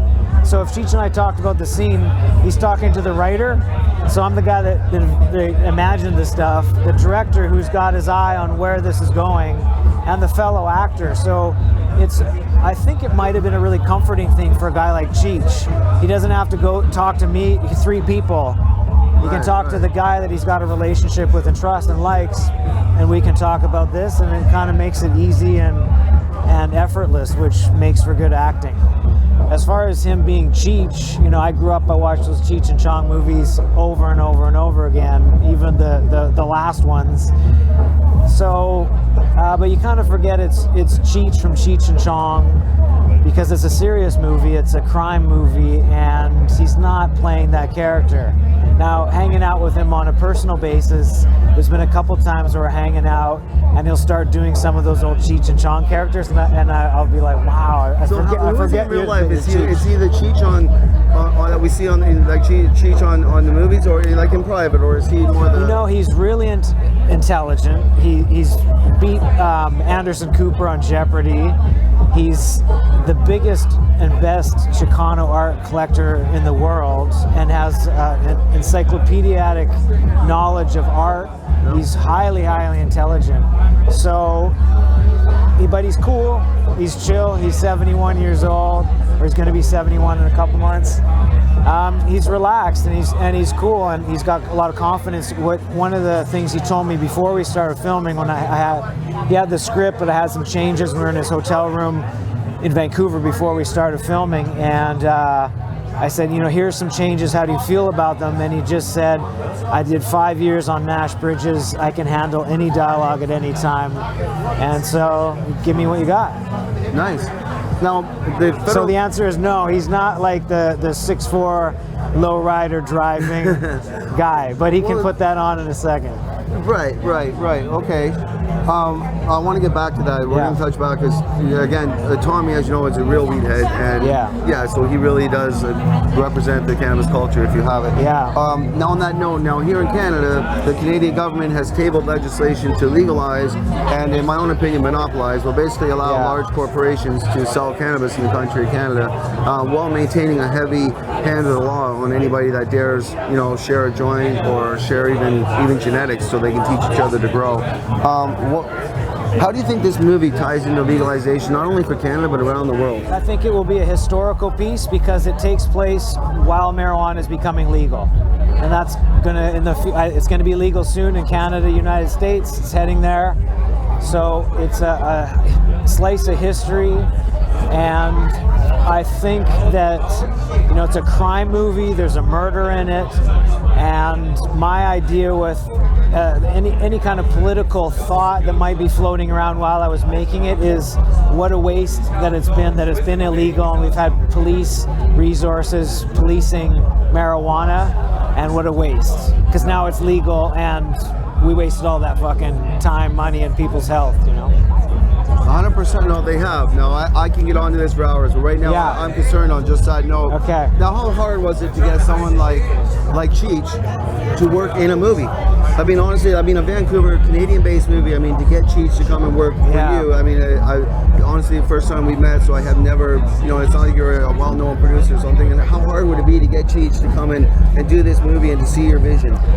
It was based on the writing, so I wrote the movie. It's the most authentic weed movie you would ever see. There's a lot of growing in there, the technical, everything with marijuana is authentic and legit.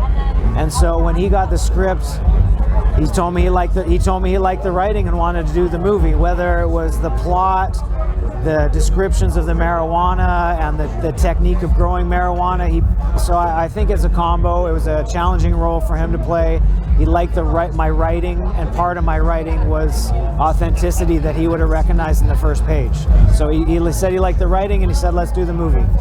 Nice. Yeah. Nice. There's a bit more to it. I flew down to his house, we talked, you know, and there's a lot of stuff behind it. But on that point, when you flew out and talked, was that intimidating? Like, did that seem intimidating? Like, it was.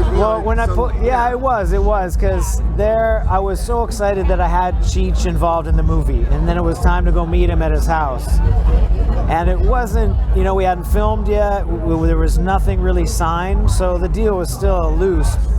And you know, I rang his doorbell at his house in LA, and he kind of came shuffling out, and I was like, oh fuck, here comes Cheech, you know. And then he's 70, so he's not, you know, 30 whatever when he made Up and Smoke. So, and he carries himself like he's kind of like the Yoda of pot. Anyway, so he brought me into his house, and he has, like I said, the most amazing Chicano art collection in the world. So his house is an art gallery. Wow. And we hung out for a couple hours, talked about his life, my my career, his career, and then after 2 hours he said, yeah, let's do this movie. I like the writing. I'll come up to Vancouver and do it. And then we spend the next 2 hours looking at art, start to kind of form the relationship. So yeah, he's been really good. He's been like he's been a mentor to me. He always gives me advice about how to navigate me being a director, writer of movies, because he made Born in East LA. He also wrote, directed, and starred. So I think he sees me as a young up-and-comer, and he's been mentoring me, and it's been beautiful. Wow. Okay, as an actor now, you mentioned you shot this in Vancouver. As an actor, what was it like to one then be actually acting with Cheech and then doing it in your own home country? It was cool because I'm from Vancouver. I was born here. I was born downtown. I'm a Vancouver guy. This is a very Vancouver film, and the great thing that turns out with Cheech is Vancouver is an incredibly special place for him too. He lived here. This is where he met Chong. This is where Cheech and Chong began. He has super, super fond memories of Vancouver. He said this is the best city in the world. So when he flew up here to do it, he was happy to be here. We walked around downtown. He showed me where him and him and Chong met, and old stories about Chinatown. And he felt comfortable here, and it was really cool. It was really cool. What made you want to get into a cannabis or a marijuana movie, if you have it? What drove you to want to see that? Aside maybe legalization, that's going to be my guess. But what really drove you? Because it's a lot more to just talk about making a movie than to actually go and put all that you have into what you believe in this. So yeah, what drove you to it? I'm a young filmmaker. I want to make more films. I wanted to make this film as a noir crime drama, and being from Vancouver, where marijuana has been so huge of an industry, it's hard not to know somebody that grew pot or sold pot or smoked pot. And so there was enough people around there where there was access to the authentic nature of the world of marijuana. And Vancouver being my city, I was able to just bring it all together and say, I'm making my debut noir movie is going to be in Vancouver in a marijuana world. Nice. So, yeah. Nice. Okay, now what can we expect? Now, first off, this is Dark Harvest, the movie. It's called Dark Harvest. First of all, now you don't have to tell me, I know you can't give anything away, but the movie Dark Harvest, first, when is it released? It's going to come out in May or June 2017, this year. Yes. Yes. So what's again that date one more time? Sometime in June 2017. There you go. We're working on it. We're working on it really close. Cheech Marin, and yes. Now Dark Harvest, just maybe give us your own paraphrase or whatever, or parable as to why did they call it Dark Harvest based on now you. Okay. Why did you call it Dark Harvest? So this is. I should say why did you? Why I called it Dark Harvest? This is the most authentic weed movie ever made. It's completely legit, and it's I don't want to give too much away, but it's a noir movie. I like the juxtaposition of dark, and when you grow marijuana, it's all about light, and a harvest needs light, so I like the juxtaposition of that. So I wanted to make a noir crime movie in the marijuana world. And it's coming soon, and it's Cheech's first marijuana movie in 30 years. And it's not a comedy. He plays the godfather of marijuana, and it's a very serious noir thriller. What's coming next for you movie-wise? What are you thinking in your I've got 3 other movie ideas I'm developing, and Cheech and I like each other, and we like working with each other, so definitely he's very high on the list for a next movie. It'll either, and how this movie succeeds through the marijuana world, what marijuana does for the release of this movie, because I've got other marijuana ideas, and if it proves to be this new audience that wants more of those movies, not the same movie, but I can make another movie that has marijuana in it. It might be a different genre, maybe with Cheech, and maybe that's my calling. But I have other movie ideas too, so I'm just trying to navigate the sale of this movie, and that will affect which of those ideas I'm most inspired to do. Right on. James Hudson, everybody. Thank you, James, for coming on the show. Thanks, man. Guys, Google Dark Harvest. Get ready for it sometime in June. Again, we don't know the exact release date. The trailer's out. Check it out. I'm hoping I'll be able to air it on my show. James, thanks again for coming on the show. Thanks a lot. Stay tuned for more from Cannabis in Canada. DarkHarvestMovie.com. Thanks a lot. Aha. We are back. So there it is. James Hudson, AC Peterson. That was James Hudson in the video. AC Peterson stars alongside him with Mr. Cheech Marin, and that will be Dark Harvest. If you have not heard about the video, please check out the trailer. I'm looking it up right now. See if I can quickly play the trailer as we close out our evening, because yeah, this is one of those ones you just kind of have to see. And if your friends don't point you in the right direction for a good summer. Because it's an interesting play, and Gary, this is a good one. Gary's one of our admins, and so it's always fun to have one of our team members in here in the chat. Gary's asking, this is a friend that asked him, you know what? It's a great question. And it's about shatter. I'd like to see what your perspective is on this. Shatter, how many grams can a rec user have at one time? A rec user 30 grams. For shatter? It's the same. If you read the legislation, let me pull it up. It's the equivalent of either one. I would have thought because BHO is banned, or they're banning it. Well, again, the question of shatter becomes the technicality of what I would say extraction. I would say extraction. You'd be allowed to have, whether that's butter, whether that's hash, whether that's water hash. It depends on how it's made. Now, whether they want to get, if the officers want to become doctors and try to get into how it was made and break that down, that's a whole other story. But in the legislation itself, you are allowed to carry and share 30 grams of cannabis and or not the less in dried form, whatever the hell that means. That to me is the dried form is the cannabis extracts that they didn't want us to have. And again, it's not clearly defined. They haven't been able to clearly define it. Just like they're trying to look at how can they define dosing. They'll never be able to define dosing. No. That will be pushed back against by the Canadian people, and their pseudoscience will never hold up in the judicial arm. And thank God Justin, your father, wrote the Charter of Rights and Freedoms, because without it, we couldn't stop the bullshit that you're doing right now to this country. Without it, we would be Australia, and you know what? The more that it makes me think of myself, actually, the Australian people. They're just grateful to have medical marijuana available to them. They're grateful that they're not going to go to jail because they're sick. But it's such a, it's sad that they piecemeal us these little shitty crumbs, and we're grateful for them. But you know what? When you've been criminalized, marginalized, and penalized, you're grateful for your crumb. I was grateful for my crumb when it came. You know what I mean? But I think it's a sad day when I look back. It's sad that was what I was willing to accept. No, but this is true. Even now, I mean, Vicky, I've gotten her a license that's it's same as mine, same size as mine, and she's now being medically looked after by Health Canada, as she should be within her constitutional rights. But not everybody's that lucky, and this is luck. And when we talk about, like, I mean, I feel I'm lucky in my life just because of all the stuff I've done. I find myself in really in a lucky position, but to share that knowledge.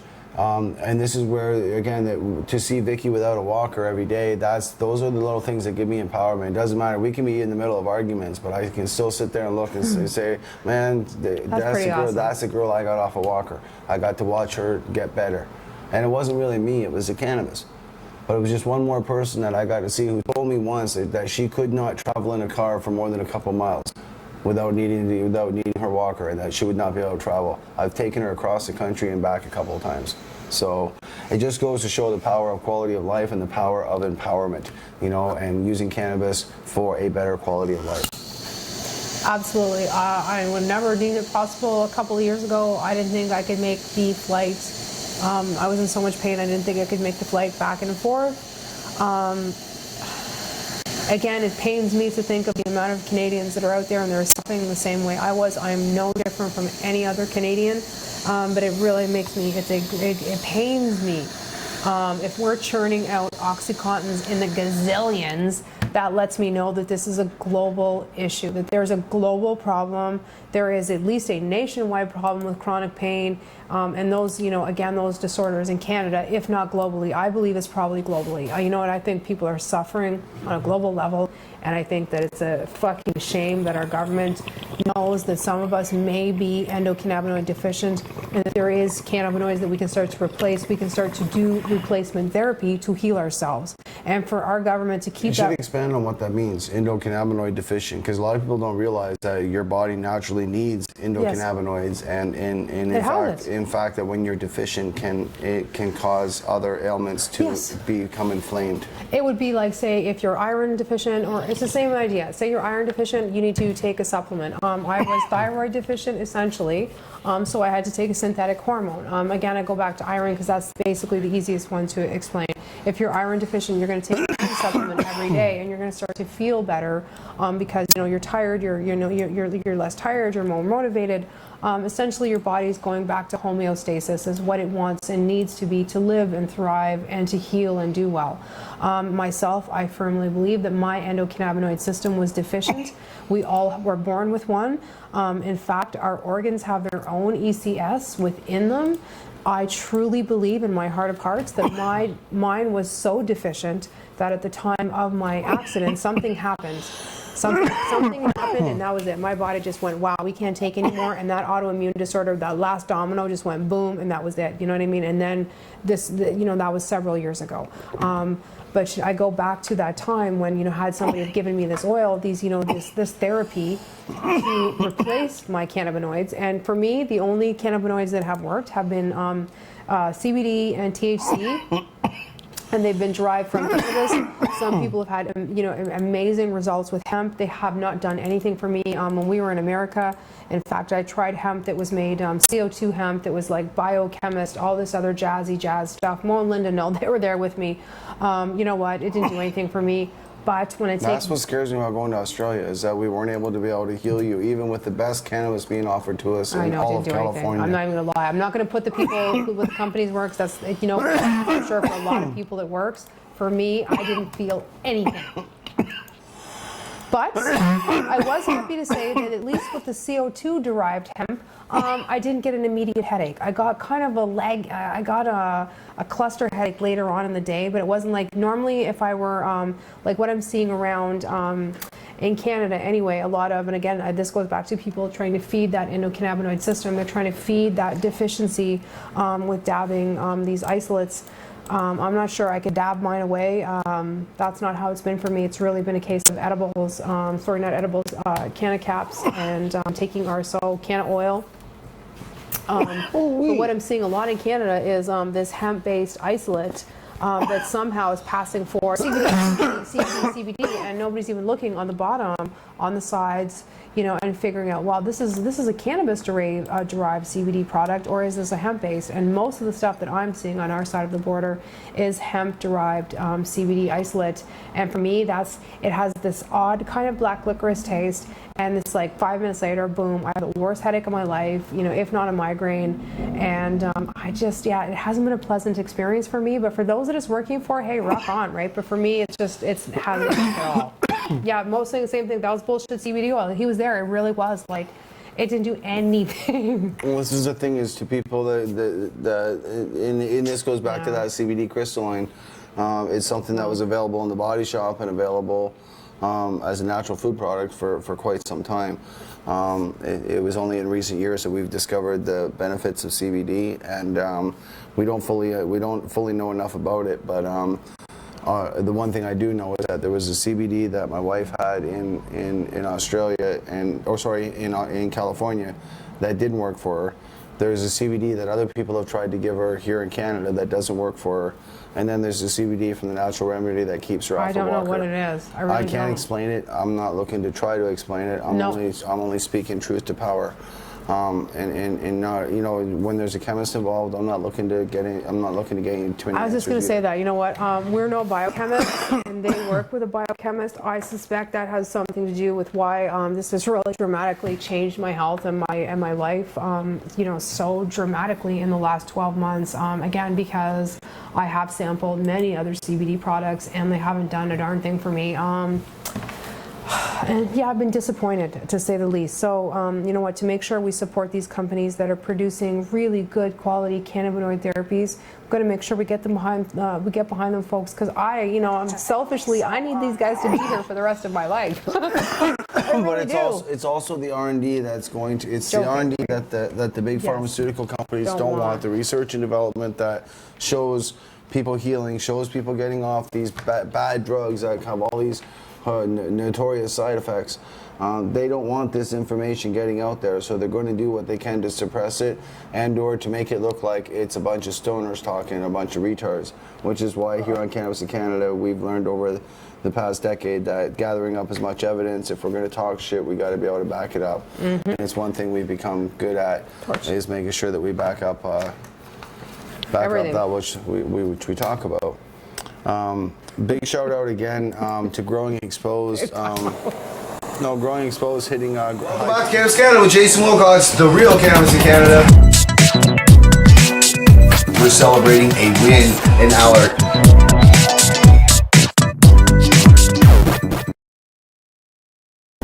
Hi, this is Vicki O'Brien, medical cannabis patient. I would like to share a little bit about the journey that I'm about to take with my partner Jason Wilcox as we travel coast to coast. As some of you know, we've been in Ontario for the month of June visiting family, and prior to my leaving to come to Ontario, I had recently been put on morphine due to my hepatitis. I had come off of all pharmaceuticals a couple of years ago with cannabis oil, and recently my liver acted up and I was forced off canna oil. My body couldn't process high doses of oil anymore. So I was forced back onto pharmaceuticals. And unfortunately that pharmaceutical was morphine because it's the only drug that doesn't, it bypasses the liver. I was in the hospital for a short stint. Anyways, the long and the short of it is I was put back on morphine, and for anybody that's been a cannabis patient and suffered withdrawals and done that, to be put back on it was horrendous to say the least. So that basically didn't allow me to take the journey back to British Columbia with Jason. As some of you know, Jay and Dano made the trip out from BC to Ontario in the car. When we all decided to make this trip, I went to my doctor. We talked about, I didn't want to be on the morphine forever, but this was the situation that I was placed in. Anyways, my doctor at that point decided that he wanted to taper me back off the morphine because my liver was doing better in his eyes, I guess. I'm not sure. But unfortunately, I still have a lot of chronic pain to deal with, and he didn't want to deal with my chronic pain. He only wanted to deal with the symptoms of my liver, I'm assuming. So he forced a taper on me, and he also forced a taper on me when I was supposed to be on vacation with my family. So this has not really been the best vacation because the entire time I've been here, I've been in withdrawal since the day and hour I got on the plane. Doctors play God in your life. And for all that, the Rona Ambroses of the world that think there's no value to marijuana. Well, you know what? I didn't feel very valued in my doctor's office when we decided to do a morphine taper when I was supposed to be on vacation. That's our medical system. So anyways, the long and the short of it is I wanted to get off of the opiates anyway. I didn't want to go back on them. I just didn't have any other cannabis options. I'd run out of oils. Like I said, I couldn't take them because my body couldn't process coconut oil anymore, or grapeseed oil, or any oil. So I really was out of options. And I don't know, like a miracle of God, Jason had gotten some RSO, and so thank God he shared one of the syringes with me last week. And it was like a miracle. It was, relief came. It was truly felt miraculous. I wasn't running to the bathroom. I wasn't nauseous. I wasn't sick. It alleviated the withdrawal symptoms, the pain of withdrawal, so much so that I said to him, if I can get my hands in this oil, Jason, not only do I feel that I can tough through withdrawals, I truly believe in my heart I can make this trip home with you. So I'm supposed to be on a plane tomorrow on a Sunwing flight, and I've given up my flight. I don't get my money back. I believe in this oil so much that I gave up my $300 flight for no good reason other than to say, you know what, I believe this oil will get me off of morphine and it will get me home. So you know what, Rona Ambrose, for this, there's no medical value. You're insane. You're insane, woman. Any doctor that would send you home for 4 weeks on a taper, first of all, how the hell is that healthcare? You know, there's no caring in that.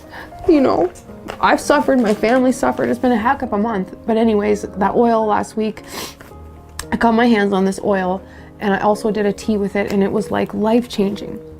And, you know, it brought me back to how I did my withdrawals the first time around. And I did my withdrawals with RSO.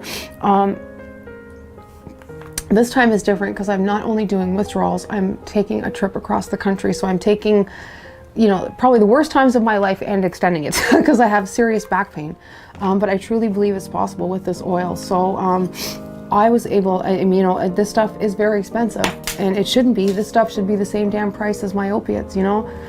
It shouldn't cost hundreds of dollars for me to be in like no pain. You know, this is crazy. This is hundreds of dollars. And I go to the pharmaceutical, I go up to Shoppers Drug Mart, and it only cost me $26 or like $36 for like 100 morphine. How can that even be right? You know what I mean? How can that even be right? How can it cost so little for something that's killing me and so much for something that's saving me? You know, this is all on purpose, man. So, you know, this prohibition, this reefer madness, it has to end. It has to end. You know, I firmly believe that if this were in the hands of every detox, every withdrawal management center, and again, I was an addictions counselor before I became sick, I firmly believe that as a worker, if I had this in my hands and I was in a detox, nobody would suffer again. No heroin or opiate addict would ever suffer again. The pains of withdrawal would be a thing of the past. The running to the bathroom and it just taking over your life, that it would be a thing of the past. And I don't think any human should have to suffer. That's my thing, right? I don't think suffering, especially when we have access to medicine that allows us not to suffer. And for me, this has allowed me not to suffer. So today is my last day. Well, actually, last night was my last morphine, and today, thank God, is my first day of freedom. So we're going to open this up. I have a day one and a night one from the naturalremedy.ca. They're amazing people. They're the only place that I've been able to locate actually like high CBD and high THC. The last time I did this, I got a one oil. It was a one purpose, one thing did one, you know, and it didn't do everything. There's no one thing for all people. These guys are amazing. They have it so much so that they have like different oils for different issues, like different strains for different pains, like JL says, and it only makes sense, right? It only makes sense to me. So I have a high CBD one for the day, which is going to allow me to stay in the car with Jay and get home, but it's going to keep my inflammation down, my pain down. Not only does it do that, the owners of the company explained to me what it does for your brain. When you're in withdrawals, and anybody that knows withdrawals, you are in a state of crisis. Your brain is in a state of crisis. It doesn't matter what you do. It is so stressed out, and you're frustrated, and you're snappy, and you're all the things that you don't want to be. This oil here, this one, the CBD oil, actually helps swelling almost, that stress of the brain, not swelling, but it's stress. It actually alleviates the stress of the brain. CBD is an amazing medicine, you know. So this will not only, you know, assist the inflammation in my body and my back and my hip, but it'll also keep the inflammation in my brain, which is where all those crazy withdrawals are happening. It's going to keep that at a calming state too. And for anybody that's been where I'm at right now, you know that there's nothing calm about withdrawals. So anything that can keep the shakes and all that shit down at bay, I mean, this is a miracle. This is a miracle. I am an addictions counselor. If I could have given this to one of my patients, just one client, you know what I mean? And they didn't have to suffer. I mean, it's amazing what we could do. No addict needs suffer ever again if they don't want to. You know, I don't think that withdrawals, anybody should ever have to suffer again. So we are going to be making this trip with this, like I said, the inflammation one. And then for anybody that knows me, knows that I also suffer terribly with insomnia. So I have this crazy THC one that's for nighttime. So it's 75% THC and 5% CBD. I don't understand the science enough, but I do know that the THC one KOs me and it's amazing for pain. And this CBD one I haven't tried, so I'm pretty excited to see really how I'm gonna feel, because really the only one I've ever had was like the standard high THC oils, right? This is a whole new world for me, and I'm really excited to see how I'm gonna be feeling physically and mentally, because your mental picture is a big part of who you are and your day, right? So we're getting ready for this trip. It's pretty exciting. Sorry about all the tears. It's, you know, it is what it is. And as much as I hate where I'm at, I'm actually glad to be here, because I didn't want to go back on morphine. And without having access to these kind of oils, my only other option was being forced back on coconut oil, and I can't consume it. So I'd run out of options, and thank God for the Natural Remedy, because they've given me options that I didn't think I had anymore. And this is a blessing, right? A huge blessing, because I didn't want to be back on that damn opiates anyway. So anyways, enough of that bad, boring stuff. Let's move on to the happy, good stuff. We are getting ready for this awesome trip. I don't want to open up the trifolds because these are for people's dispensaries and their lounges, but we're all set up. Kelly K from the West Coast got us all rigged out. We got trifolds here. We got stickers. I'm not going to pull everything out, but I would like to pull out some of these t-shirts because they're pretty awesome. I don't even have one. Maybe this is mine now. So yeah, I love the hashtag. So we got some t-shirts, guys. We're coming coast to coast. We're going to be bringing the CRC. We're going to be bringing it to you. You know, hit us up, PM us, and hopefully we can stop, sesh, educate, and share information. And you know, the more of us get together, the better. We need power in numbers at this point, folks. August is right around the corner. And the more of us that get together, the better. There really can't be enough of us at this point. We need a Canna army. So if we're passing by your town, let us know, hit us up. We'd love to stop by and sesh. And yeah, peace out. Wish us well.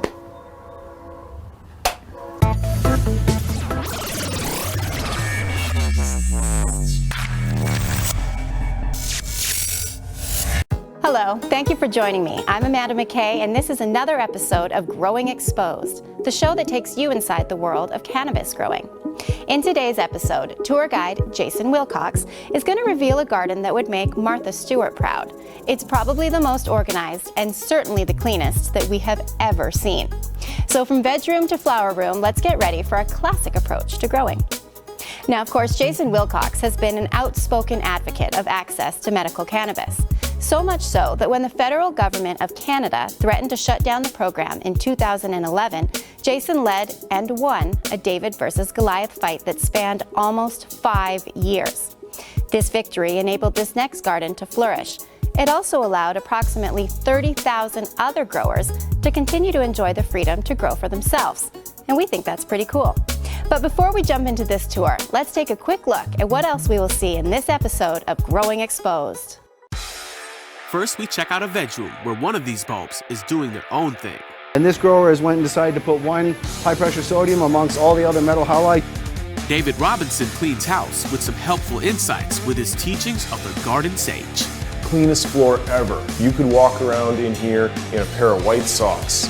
As Jason walks us through the system and setup behind this immaculate grow room. So here we are now in one of BC's medical marijuana grow rooms. I'm in heaven. I can come through here and show you bud after bud after bud. This is like Candyland. We head to Method 7 headquarters to see a product that, well, helps you see.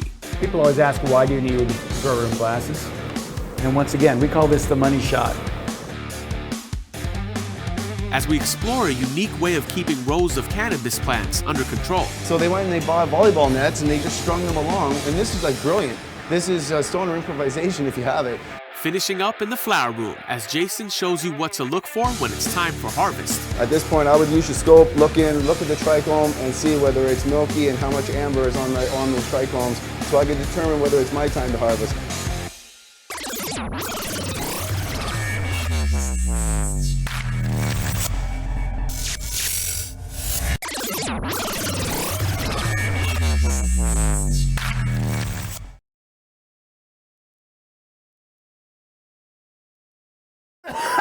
All right, we're back. Yeah. So yeah, Dark Harvest was there. While I catch my breath, here it is, Dark Harvest. That was James Hudson. I want to talk about that for a second. But here's the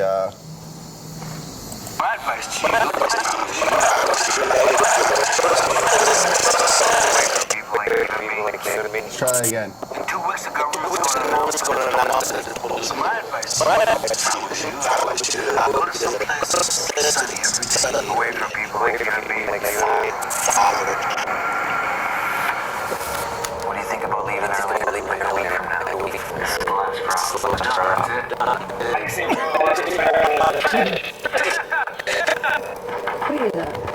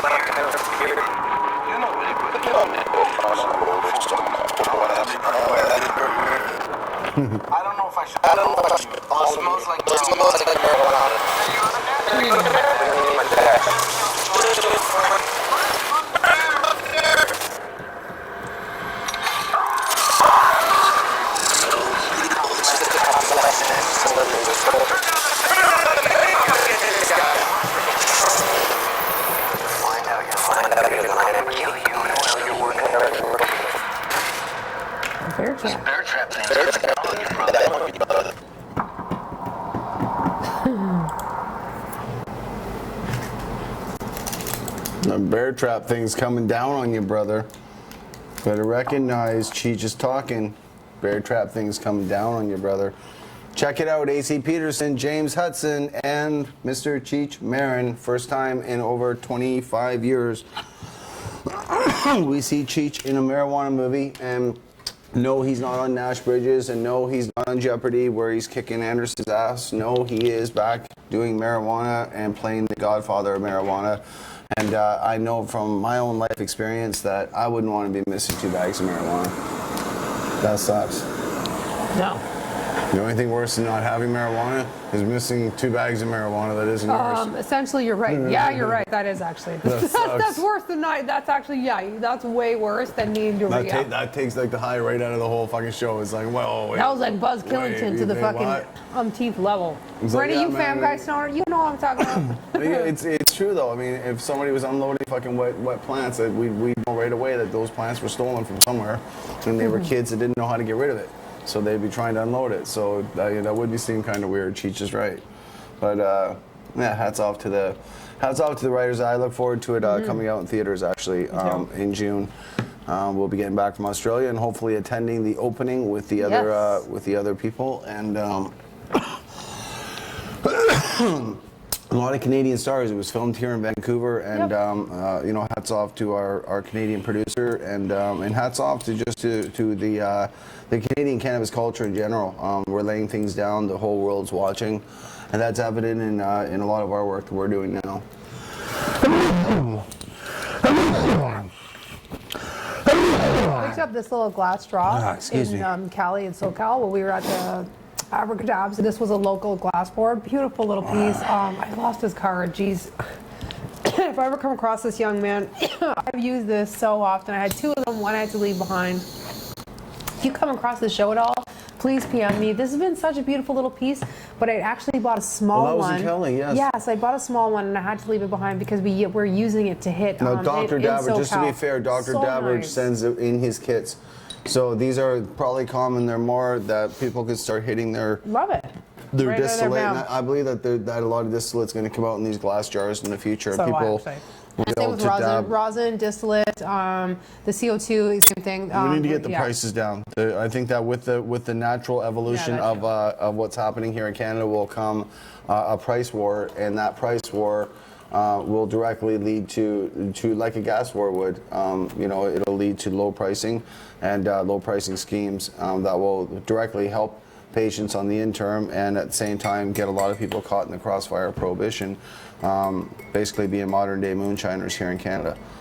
But that's a future that's been laid to us, so it is what it is. Plug up my emitters. Why would you want to plug up your emitters? Oh, what plugged up your emitters, Mo? Was it you talking about a certain nutrient? Oh, did I want to do that? I don't know if I wanted to do that. Shit, I was just trying to share the show. Yeah, he says he's trying to, because usually what plugs up emitters is when you try to go organic. A lot of guys will take something like Medi1, a product that I love to support, but they'll go and they'll try and use it in an organic setting, and they'll plug up their emitters, and it's one of the most common mistakes that people use and or make. And other people that aren't taking care of their reservoirs will actually get a buildup of salts, and those buildup of salts will result in plugging your emitters. So and anybody can tell you that a plugged emitter is exactly what leads to a flooded grow room. So that doesn't sound good at all. Yeah, trust me, our staff are trained to check the emitters on a daily, twice, 3 times a day, and you know that's what is expected. So there's no excuse for that to actually happen, but it does. It happens in people that get hydroponics because they're lazy to begin with. That's why they get hydroponics, and then even worse, they don't take care of their hydroponic units, and that's when problems start. Negligence, basically, as always. It's like with it's the car. anything else the same. I was just going to say that. It's the same with if you anything neglect in your life. car, your car is going to run into the ground. Your body, your car, anything. So it applies to very much the same. I don't want to seem like it has its own. No, you know what? Growing cannabis is the exact same. The care, the love, and the care and the quality that the person puts in it, you're right, absolutely, is going to be in that end product. And if you don't take care of your car, you're right, don't take it for its oil, lube, and filters, you know what? You're not going to get 10 years out of your vehicle. You know, you put the TLC in and you're going to get the TLC for the most part back out, right? Yeah. Rare occasion that doesn't work, but really, truly, it is rare, right? It is. The other thing that we're not sure about, this will be interesting when we, not only while we're there, when we're, I mean, to go over there and to see kangaroos is kind of going to be cool going to Australia, but to get to come back and report to our fellow Canadians what we've learned about Australia, about what we've learned about halfway around the world. And most importantly, when you follow the money, we're really going the same places the money's already going. OzCan's there, and Canada's already shipped a couple of shipments of cannabis oils made by our companies over to Australia. You know, and then they jack up the prices quite a bit. Babes, do we have any info on, and I'm not sure if we do we have any info, question on YouTube, a good one. Do we have any information on cannabis and dementia? My grandmother has dementia. Excuse me, cannabis as a neuroprotectant, I'd certainly look into. The amazing thing is the next comment is she's currently on the 90-day waiting period for her medical card. I'm not sure about this waiting period, but I'm delighted to hear that she's getting her card. Delighted. I would throw this over and suggest people take a look. No, not dystonia, dementia. Oh, dystonia, sorry. Which is another, I believe, kind of neurological disorder, but dementia is a different thing. You know, that's like my grandma had Alzheimer's. No, there is a couple. There is dementia. I know it's on the list because I looked at it earlier and thought of my own family that struggled with, like I said, my grandma had Alzheimer's. I can half not read. Yes, there you go. Perfect. Okay. Yeah. So what I'll do is I'll show you guys that there's a few. There's a few here. There's a few different studies to look at here. So I'm just going to open up one of the Word documents. This just now this goes into a reason for judgment. So again, the reason I like these documents is because these are used to curb doctors' opinions. I'm just going to scroll down through here looking for when they get into the doctor's parts. Huntington's disease. Huntington's disease. I mean, here's a disease that oh my goodness, this is Down syndrome. These are Wernicke's. Oh my God. That's a result of alcoholism. I mean, what I was told Wernicke's there. You mean in school? I was told there's no coming back from that. So I'm looking for where they link. Well, these are all. These would all be diseases under neurological dementia, Alzheimer's, under that umbrella. Cannabinoids and dementia. Okay, here we go. Here's some good stuff. So here's some studies. Cannabinoids and dementia, review of clinical and pharmaceutical data. That's what you need. This is a PDF document. Again, I've been able to ascertain this. This is what the licensed producers are using to run around and show all their doctors. You can look at this up here. This would be your reference. You can try and find this online, Journal of Pharmaceuticals. This is the stuff they do not want in the hands of activists like me because I go and share them with people like you. The abstract is about the endocannabinoid system and how it's been shown to be associated with neurodegenerative diseases and dementia. So again, look at the beginning of the abstract. The very opening is the endocannabinoid system has been shown to be associated with neurodegenerative diseases and dementia, end quote. I suggest people look into these studies. Contact Cannabis in Canada at gmail.com if you want to go to war with your doctor and or educate your family member. And when I say go to war, I mean educational, productive war, where at the end of the discussion, the doctor's educated, you're liberated, and the cannabis plant is then applied to that a family member, that friend, that person that just wants to use it. There's ways that we can educate, and here's an example where somebody's asked me a question, and I can pull up an abstract, I can pull up a peer-reviewed journal that's been accepted, and is, again, can be introduced into courts.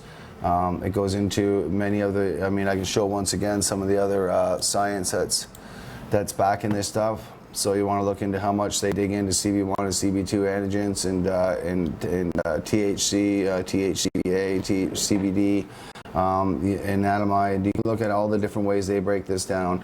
This is a proper peer-reviewed journal that you can use, and this is why, again, this was never meant to become in the hands of an activist like myself. And when you look through this, this is, I mean, your doctor's going to read this, and I guarantee you your doctor is going to have a challenging time. I read through a lot of this. Your doctor's going to have a hard time. I mean, there's going to be words in there they've never even heard of and or understand.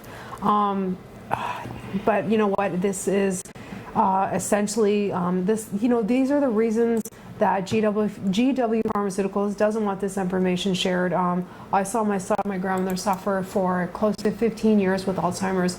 What most people don't realize about diseases like this, Huntington's, Alzheimer's, dementia, is that they don't go, you know, over a year. It's years and years and years of suffering. And now what they're seeing today is that cannabinoid therapies is being used as a neuroprotectant. So not only for people like myself that have, you know, so I had a couple of head-on collisions, so I need a little bit of help. So, you know, what I found, cannabinoids has been the one thing that has eased that sort of snappiness and that anxiety that I've had since the accidents, that spinny fastness that I have in my brain almost. Cannabinoid therapies really slowed down my neurological issues. That's the long and the short of it. So neurological issues as a result of 2 head-on collisions. And the only thing that has helped slow that down has been cannabis. When I was in my mid-30s, they were putting me on drugs for Alzheimer's. They were putting me on the same drugs that my grandmother had been on to try and slow the progression of neurological disorder down.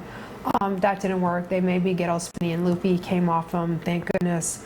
I only wish that I had things like this, but for each person that is so even as we're talking like here again, we can go jump right into Parkinson's and say here's a pilot study. Again, we're not supposed to have this information, but we have it, and it's at our disposal for court. It's at our disposal to share, and it will be available on the cannabisincanada.net website soon enough. And used accordingly. And most importantly, you'll see in here that in the abstract that they talk right here about the different GABA transmissions, and they talk about, most importantly, the endocannabinoid system. They talk about CB1 and CB2 receptor cells, which is exactly how your body intakes cannabinoids. Dyskinesia. These are disorders that were untreatable. If you have this, no, but keep in mind that this says here, this just so you understand, this is a randomized, double-blind, placebo-controlled crossover trial. So this isn't some rinky-dink, you know, high school trial that some kids did, you know, while smoking pot. This is what you need when you want to fight. You want to go in and show how this can help grandpa with Parkinson's, or how it can help you because Parkinson's may run in your family. That is an immediate prescription that can immediately help you, and these are the evidence-based, peer-reviewed, anecdotal, as the government would say, evidence that cannabis truly can help these conditions. And I am not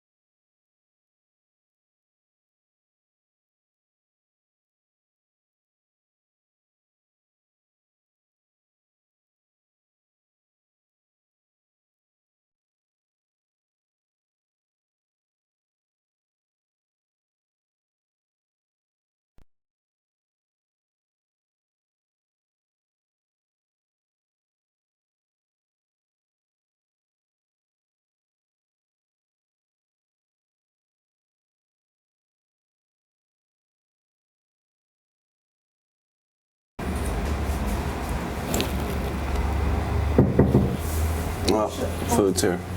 Give me your bank card. Keela. Here. Here. Hold on. Get back. Hey. Sit down. Keela. What's 10:22. Keela, come. Come. I got her.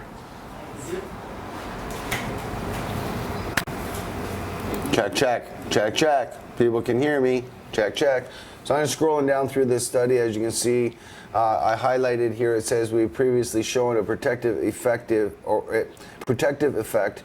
delta-9 THC, tetrahydrocannabinol, THC, in Parkinson's disease. Cell culture modules associated with increased CB1 cannabis receptor cDNA. CB1, again, that's THC, has to go through CB1 receptor cells, and is what makes it psychoactive. So in this case, for Parkinson's, you want THC. So the government can say, you don't need THC, we want to lower the doses of THC. Justin Loizos here with the Just Compassion Show on Cannabis in Canada. So yeah, here we are. I say, why do you want to do this? I screwed that up, sorry guys. I say, why do you want to do this? Why would you want to reduce these numbers? I believe I can switch back to the other camera. Fuck, that food smells good. Now this is where you know there's dedications, when you can separate a man from his fucking food. Anyway, honestly, with this here, the issue of Parkinson's came up, and I want Parkinson's because a lot of people don't realize that this is a prescription. People said, how do I get a grow license in Canada? My God, here's an example. Again, I'm pointing to this one study. It's just one study. Contact me, I can help you. If not, my crew at Cannabis in Canada can help. We help people with not pseudoscience, but with peer-reviewed anecdotal evidence that's accepted by the courts. This is November of 2010. As you see at the top, it's supported by the various doctors that signed off on this particular study. Most importantly is they say that they have previously shown a protective effect to tetrahydrocannabinol, which is THC, in Parkinson's disease. So they've already previously shown that there's a protective effect. So without even getting into this study, which of course is beyond the scope of much of what I can talk about, I can keep scrolling down and get into the other factors here. Where I'm going with this, guys, is get a hold of Cannabis in Canada. I don't want to sit here and read off the documents. You're not going to be able to go grab these off the internet. They're not available that way. That's certainly not how we ascertained them. We've been able to infiltrate a licensed producer that was a little bit greedy and thought that they had it all cinched up because they were using this particular information to convince doctors why they needed to sign on to the safety and efficiency of their cannabis, while citing that our cannabis was so dangerous here in Canada that when we grow it personally. Sorry. So that was one of the problems, and once I got a hold of this information, I've been slow to release it. I've been slow to use it. I've been waiting for that time when awareness and education came back to the table, and right now we're at that time. Awareness and education is where we can teach, and there's the best way to teach now is when somebody says, well, that's just some pothead talking on TV. No, it's not. That's not just some pothead on YouTube or on Facebook. You know, now I say bring it on, Pam McCall. Bring it on, whoever you want. I mean, I've already whooped your ass once, but again, anybody out there that wants to debate this, let's debate it. Because I've always said, unless you're an alien, cannabis is preventative medicine at the very least. And once we get the country to recognize that, then it's like taking a multivitamin, and everybody will be taking cannabis. And my daughter will remember these videos, and she'll tell her kids about them. And my grandkids one day will remember how silly Grandpa must have sounded at one time to a bunch of Canadians, only to predict what is going to be the future. Really, yeah, I know. How stupid. Right. And you know what? Sadly, how uneducated. Thank you for the tea. Oh, you're awesome. Welcome. Uneducated and undereducated we were. I worked in the field of addictions, and I used to tell people that, you know, you're smoking one joint, you're smoking the equivalent of carcinogens of a pack of cigarettes. I mean, that's the sort of shit that I was taught in school a long time ago in college. But that's the sort of rhetoric and garbage that sadly, I mean, I feel bad for that, because when a client came to me, they were looking at me like I was the professional. I knew what I was talking about, and I was giving them the best information that I was given at the time. But to think that that was the best information that I had at the time is frightening. really frightening. And I bet you if I went back to school for substance abuse counseling right now, I presume it wouldn't be a whole lot different. You know, it's going to be sadly probably a long time before the addictions field recognizes cannabinoid therapy really as, you know, as the miracle that I believe it will be within that field.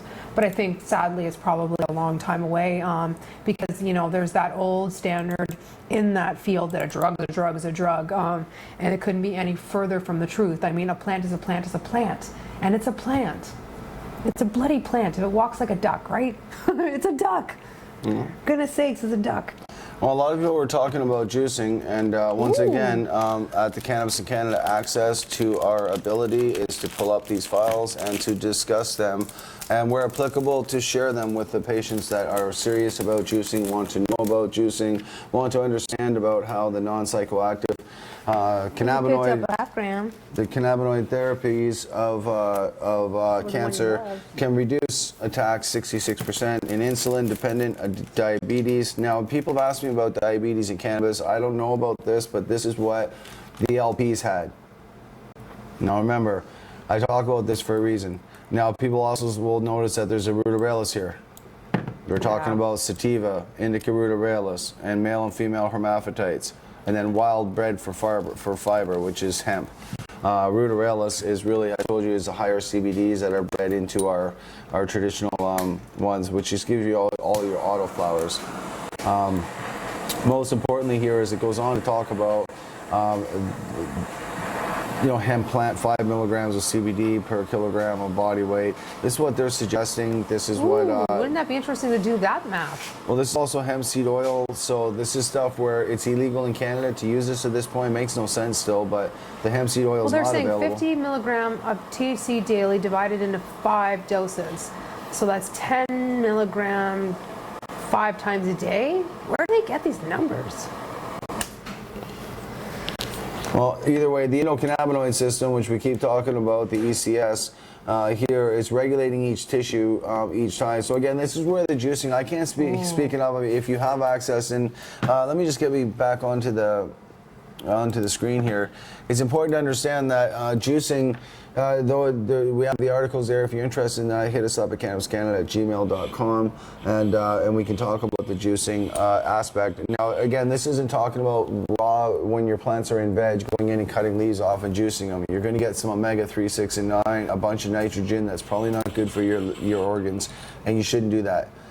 What you're looking to do is to juice your little leaves that are basically that do have trichome development on them, but more importantly that you're basically juicing your buds. Often people will take their smalls around the bottom, the stuff that they don't really care much for, and they'll take that up and they'll throw it in the juicer and they'll make juice in the morning. And that's how people will deliver their cannabinoids, because that way when you're pushing back against MS, cancer, or HIV, something that is chronic and ongoing every day, then you need to take high doses. But you don't want to take such high doses that you're crunk on the couch. That's no good.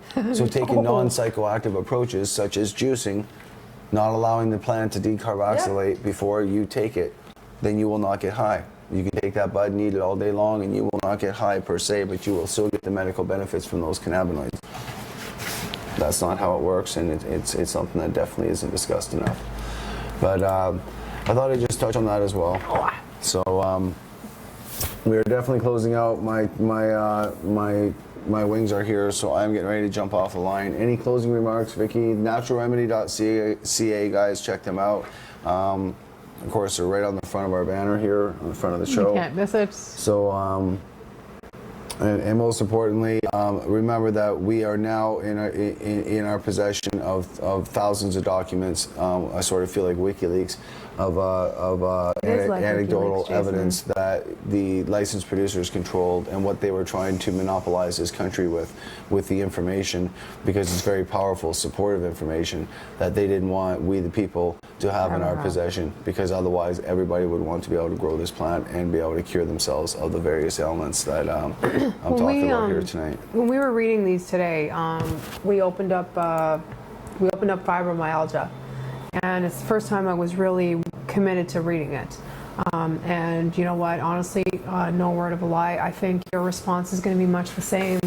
I'm stuttering. I wept. I wept at the years of carnage and suffering in my life. I wept for my son. I wept for my father, for my sister, who lost their sister, their mother, their loved one the day that head-on collision happened, and all the suffering.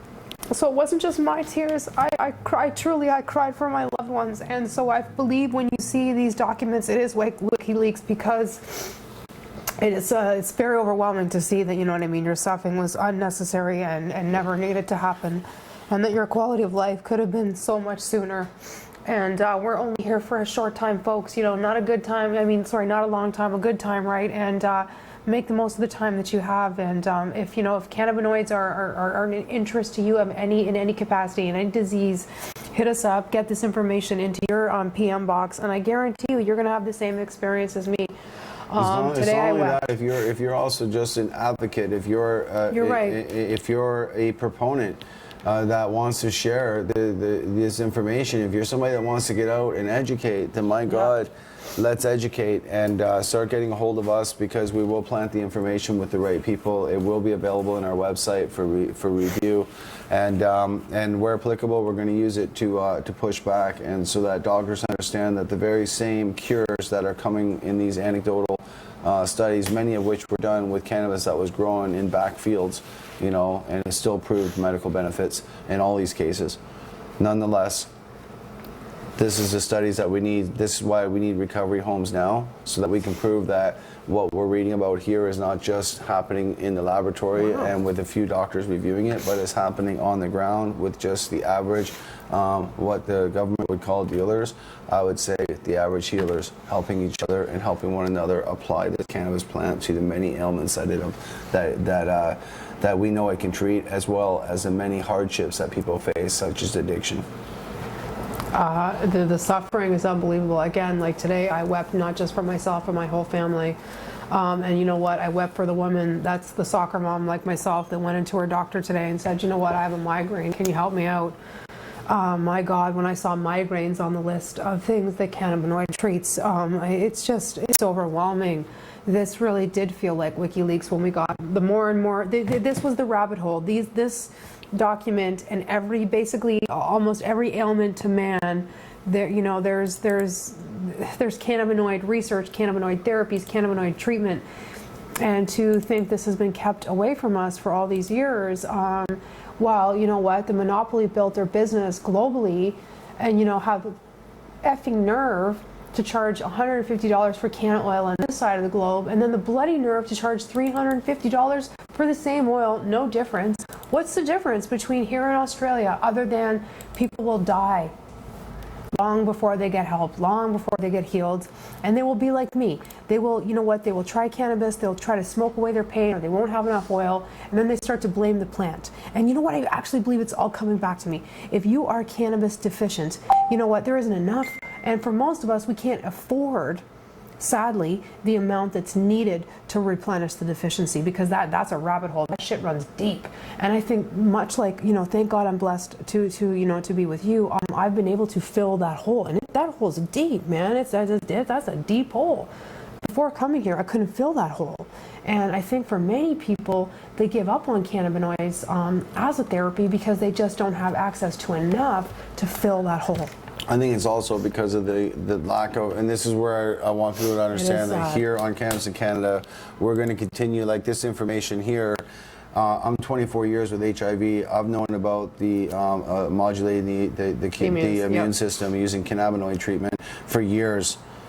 Does the government talk about it? Of course not. They just funded recent HIV studies here at British Columbia University. Which is so mad. University of British Columbia, sorry. They funded studies into HIV, but here we already know, based on anecdotal study done in Florida, multiple doctors signed off on this study, that it actually boosted T-cell helpers.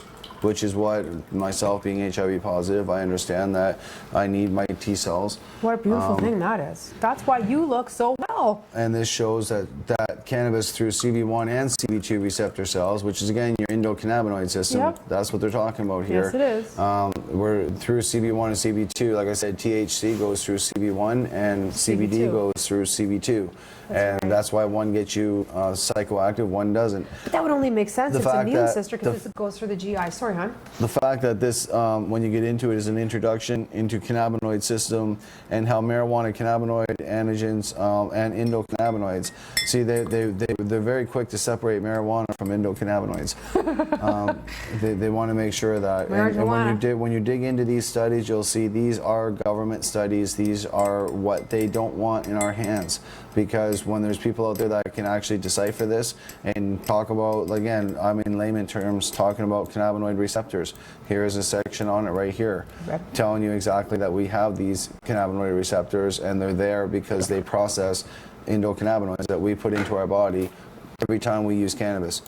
That's why I often say, unless you're an alien and you have no CB1 and CB2 receptor cells, then cannabis is a preventative medicine at the very least. And study after study after study, we got thousands of them. Thousands. Not just That's what they were using to monopolize this country, and I believe that it's only fair that we rearm ourselves with that information, put it back into the doctor's hands, and push back. Sometimes education wars are fought just this way. This is how they are fought. So again, if it were me and I was going in to get my ACMPR license, I would take this, one for fibromyalgia and neuropathic pain, you know, and then I would have a copy of, you know what, his Hippocratic Oath. Yeah. I would have that, and I would fire that shit on the table and remind him, if you really believe, if you're a doctor and this is the oath that you took, then you know what is your duty to help me at this point, so help me. Yeah. Or I'm reporting you. 100%. And let me tell you, as soon as you start dropping bombs like, you're not meeting your ethical standard, I'm reporting you to the CMA, the conversation changes. I see it. Jason has taught me how to advocate for myself and how to be a better patient rather than a yes patient. And you know what? It's actually using their own rules on them. And you taught me that, and thank goodness you taught me that, because you know what, before that I didn't know how to stand up for myself with a doctor. I'm from Scotland, and you know what, we were told since birth, like, I mean, you listen to the doctor, you do what the doctor tells you, he's the smart guy, you're the dumb guy, you know. So that's how I was raised. So to challenge the doctor is something very foreign to me, but you taught me to do that, because you know what, when it comes down to my rights, it's my right to challenge anything and anybody when it comes to my health. How dare you? No, but it's also because we live in an era where at one time when I was a kid, we could trust the doctors, and they weren't as heavily influenced by policy as they are now. You're right. That very well now said. they're so heavily influenced by policy that they're willing to stomp on the constitutional rights of patients, whether they're morphine users or oxycodone users or sleeping pill users or mood stabilizer users. When did the doctors become probation officers?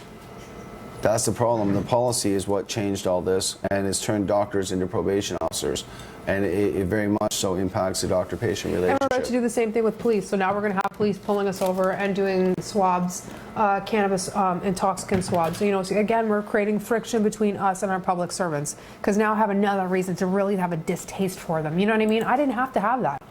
You put that there. And you know, every time they create boundaries and barriers between us and our frontline service workers, it's not really a good idea. Like when we were with our doctor and we were talking about, you know, these very things and having to do urine tests for cannabis and all this crap, you know, my response to the doctor was, you know, we were talking about other clinics that are doing these things, that, you know, if you ask me to provide my urine for cannabis or for morphine or for whatever it is I need, at that point I no longer trust you. My relationship, my rapport with you is then changed. How can I respect you and expect you to help me and heal me when I don't trust you?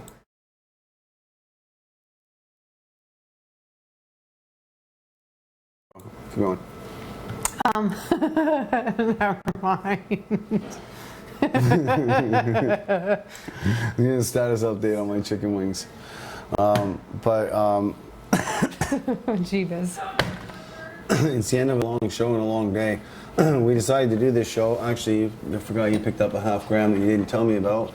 I was saving for the show to save my ass. Love you. Yeah, surprised me to love me in my ass. It was in my little pouch from when I was born. Don't you love your wives that surprised you to love you when they show you the shower they had hidden? I forgot my little bag. Honey, look what I found. I'm just kidding. I know. No, she did. She got it for me because she loves me. I did when I honestly, I was stuck here all day. I'm proud of myself. I mean, some people. Yeah, say you've been working hard for the. No, where he has been really working hard for this trip. As a disabled patient, Yeah. I'm proud of myself because whether it's a day working in the yard or whether it's a day using your mind and having to doesn't matter and having to work, it's work is work. And when I'm doing it as a volunteer, it still feels really good. It's just it felt very productive to see it all come together because it's been months of planning and months of putting stuff together to try and come up with now a 5th version of my speech, which is the final version.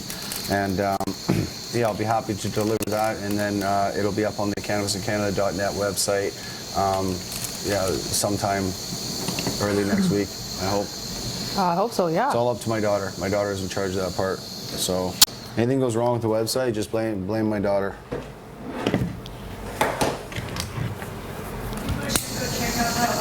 Oh, you know what? I'll just hit it after you. You hit that glass so hot. I hit this glass so hot? What's you trying to tell me? I'll just wait. It's because I'm really medicated. Hey guys, do you think I hit the glass too hot? Always. My biggest problem.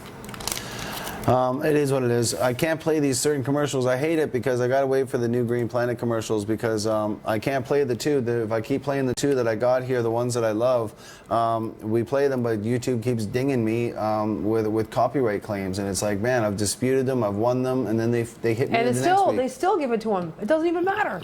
Even when you can prove receipt of purchase, it still doesn't matter. It's a weird thing. I don't get it. Now you waited too long. Oh no. Ooh, almost pooched that one. That was a honker too. No, that's the honker. Yeah, that's This was just a warm up. Oh, I was just gonna say, ooh. Almost But cried for you. I almost blew it. Where's that torch? No. You did almost blow it. My turn. No, back. Let me see a thing. Dabbers up. You're not dropping that hole. I got a plan. I got a game plan now.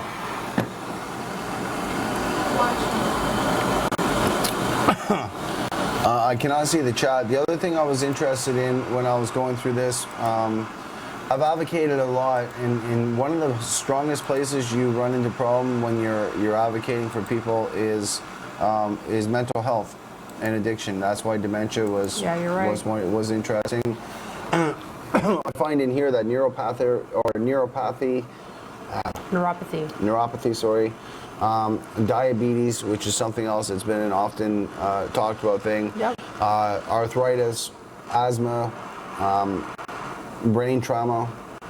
These are a lot of things that aren't as often talked about. Now you have to understand that why would these be the key studies? Why would these matter? Some of these strong worded language that I'm using, it's the same reason that the language in those studies matter. Because it is the anecdotal evidence that we have that is going to sway policy in the country of Canada with respect to is it or is it not medical when it comes to cannabis use. And I believe that these studies prove over and over and over what we already know, that yes, it's medical.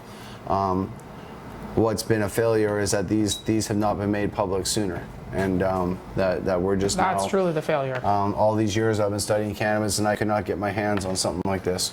And thanks to an insider with an LP, we were given their full data bank. And Bless up that dealer. That's being withheld from everybody. I believe that if you're researching cannabis and you want to look up, is this going to help me with my dementia, my diabetes, or my epilepsy, then you should be able to go right here and look it up like I can and see what real peer-reviewed journals have been done by real doctors and has been accepted by the general scientific and medical community. That makes the most sense in research. But all said, note that Cannabis Canada has the documents and is willing to share them and work with you guys where applicable, and making sure that we deal with it, especially some of these things like anxiety, where a lot of people think, oh, cannabis doesn't help with anxiety, it causes anxiety. And I'm like, yes, I get that, and I get the yin and the yang of it. And because it's not talked about enough, I believe that the studies, including the studies into PTSD, we know it helps our soldiers. Our soldiers don't need to be told it helps them. But it's sad that we have to pull out studies to get the doctors to sign for them. That's what I mean by it's time to educate. It's a talking table time. It's a time to sit there and talk to everybody who thought we were full of shit before and show them the studies. It's not about saying, look, you know, I expect you to read this, read that. It's about talking about what you learned here today and about some of the different reasons why the Canadian Medical Protective Association, for instance, would protect themselves with a waiver. You know, why they felt the need to do such things, you know.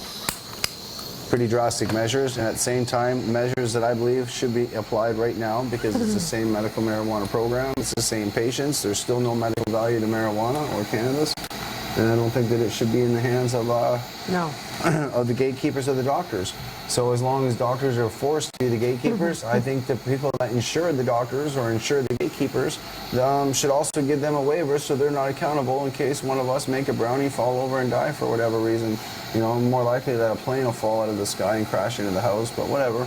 You know, at least we have a waiver. Gives us some sort of protection. Lindsay's saying he doesn't dab, Score says throughout. Maurice is saying Jason has lungs of steel. Jason does have super mega lungs of steel. Yeah, until I get lung cancer and die, then you'll be stop like, that. Whatever, stop that. Honestly, that's because I quit smoking years ago. I smoked for years. I was a young, rebel, stupid kid, and I smoked for way too many years, and I used cannabis to quit smoking. I used cannabis to get off oxycodone. And what was the name of that thing? Was that, I'm pretty sure, because I saw it on Instagram. We used to at a friend's house. Was it the herbalizer? That wicked new vaporizer?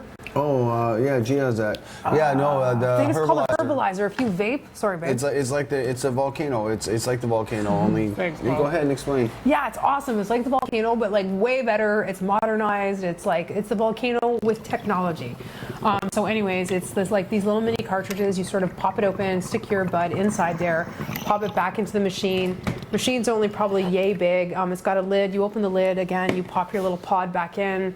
Everybody has their own bag. It also comes with a straw, so you can use it like the herbalizer. The vapor air, I think the other one is. But anyways, it's called the herbalizer. It is a brand new version, I guess, of the volcano because you'd have to wait like 5 minutes for a volcano.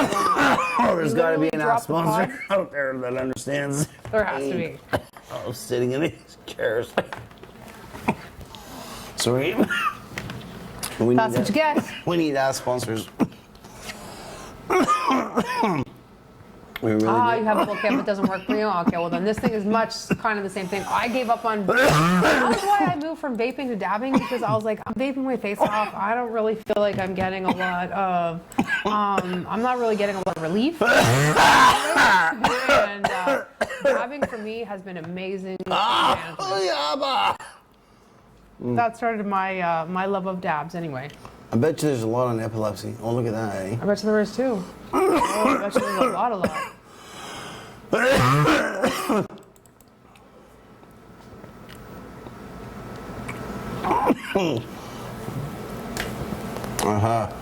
Does anybody know what this word means? Please help.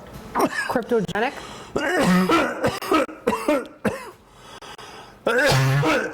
It must be a certain type of seizure, I'm assuming. The reason I'm asking about this, because once again, we talk about seizures or stopping seizures. We talk about what is our strongest evidence, and Dr. Sanjay Gupta with CNN, he had a turnaround because of this. The fact that he's seen a baby stop seizuring with just the application of cannabis. He knew there was nothing else, that it had everything to do with the endocannabinoid system, and that he had a 180-degree turnaround with respect to using it. But once again, it's another study where we can go into it and we can check into all the different stuff that went into a study. It can be very, very boring for some people to go through these. At the end of the day, I think it's not boring when you go in and you set this down in front of a doctor and it says that this is copyright 2011 by the Institute of Pharmacology and Polish Academy of Sciences. So this isn't approved by this isn't approved by WikiLeaks. This is approved by pharmacological reports into the endocannabinoid system, and again documents that were not. So it means obscure, unknown. So it'll be a certain type of seizure that they can't, I guess, otherwise locate. So it stops seizures that otherwise don't work, or treat seizures. That otherwise, probably, if they can't even really, if they can't label it, how could they treat it? We've heard this over and over, though, that cannabis treats seizures, that traditional therapies don't work. In fact, many of the times, the doctor has to try all the traditional therapies before they'll allow them to use cannabis. But cannabis has proven to work for that. And again, here's studies, once again, into the endocannabinoid system and how it protects against these particular unknown seizures.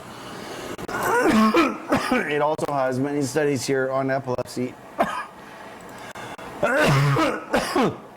When you want to get into epilepsy itself, and again, this isn't. We're talking about Canadian numbers and Canadian stats, and this is what matters. I mean, I didn't know that approximately 0.6% of the Canadian population has epilepsy. That's a lot of people, my goodness. That means that this includes those who take anticonvulsant drugs. Now, I would just note on that alone that's probably why I wanted to pull this up here. On this alone, this includes those who take anticonvulsant drugs or who have had a seizure within the past. Hold on, let me finish, please. In the past 5 years. Had a seizure within the past 5 years. My concern with this is that they're saying anticonvulsant drugs. As I said, Dr. Sanjay Gupta, the Surgeon General's nominee for America, who turned the job down, CNN doctor, has stated unequivocally that he's had a 180-degree turnaround because of cannabis, because of what we're showing you here right now. So with this many people having this, my concern is all those pharmaceutical companies that are making money off anticonvulsants, or can't even say that right. God, so many got me so medicated. Anticonvulsants? I think it's convulsants. You guys know what I'm trying to say. It's important that you'll see there I have it sort of highlighted. Right here, anticonvulsant drugs. Now these things here, this to me should read cannabis. But that's just me. Based on what we know about how much cannabis can work, especially in childhood seizures, as we continue to roll down, 15,500 people, that's a lot. I mean, I don't even suffer from any of these ailments, but it's spasmodicity of any sort. I mean, I use cannabis to stimulate my appetite, help me sleep, and to counter nausea. So all these other benefits, like when I read about this, I'm thinking to myself, my God, all these people that could be off these pharmaceuticals that's killing their organs in favor of cannabis, once again, that will improve their quality of life, extend their life, and my God, bring back their life. I mean, I don't know how else I can word this. I'm reading about one more ailment where I'm like, holy cow, I didn't know there was that many people in Canada that suffered from epilepsy. It's like, holy cow. No wonder the anticonvulsant drug or whatever is so goddamn such a big business. I didn't know that many people suffered. Now, here's another thing. I know in the mental health field is some of those crossovers. They've prescribed some of those drugs, as they do for often many drugs become multi-purpose therapies. Those drugs have crossed over into the mental health field, and some of them are used to treat mental health mood disorders. So that's why they use language like other people that have used it, that are using it not for epilepsy, because they're actually, again, it's insane. So if I go in with a mental health disorder, they're giving me drugs for epilepsy. When I went in for memory loss and they gave me drugs for Alzheimer's, pretty crazy, right? When all they had to give me was some information on cannabinoid therapies and let me make my own decisions from there. Yeah. I don't feel like I was given all the information, so therein I can't make an informed decision. And you know what? In the YouTube chat, one of the community members was sharing about their grandmother getting recently diagnosed. We were sharing earlier about their grandmother recently being diagnosed with dementia, and that the neurologist, I believe, was the one writing the script and super supportive of cannabinoids as a therapy. Family doctor, not so much. But when I was with my neurologist, they were like poo-poo for cannabis. It's amazing to hear 10 years later that they're saying, no, you know what, this stuff works. And it actually slows down the effect of many, many neurological disorders. And for things that have been untreatable, it's a miracle for myself and millions and millions and millions of us.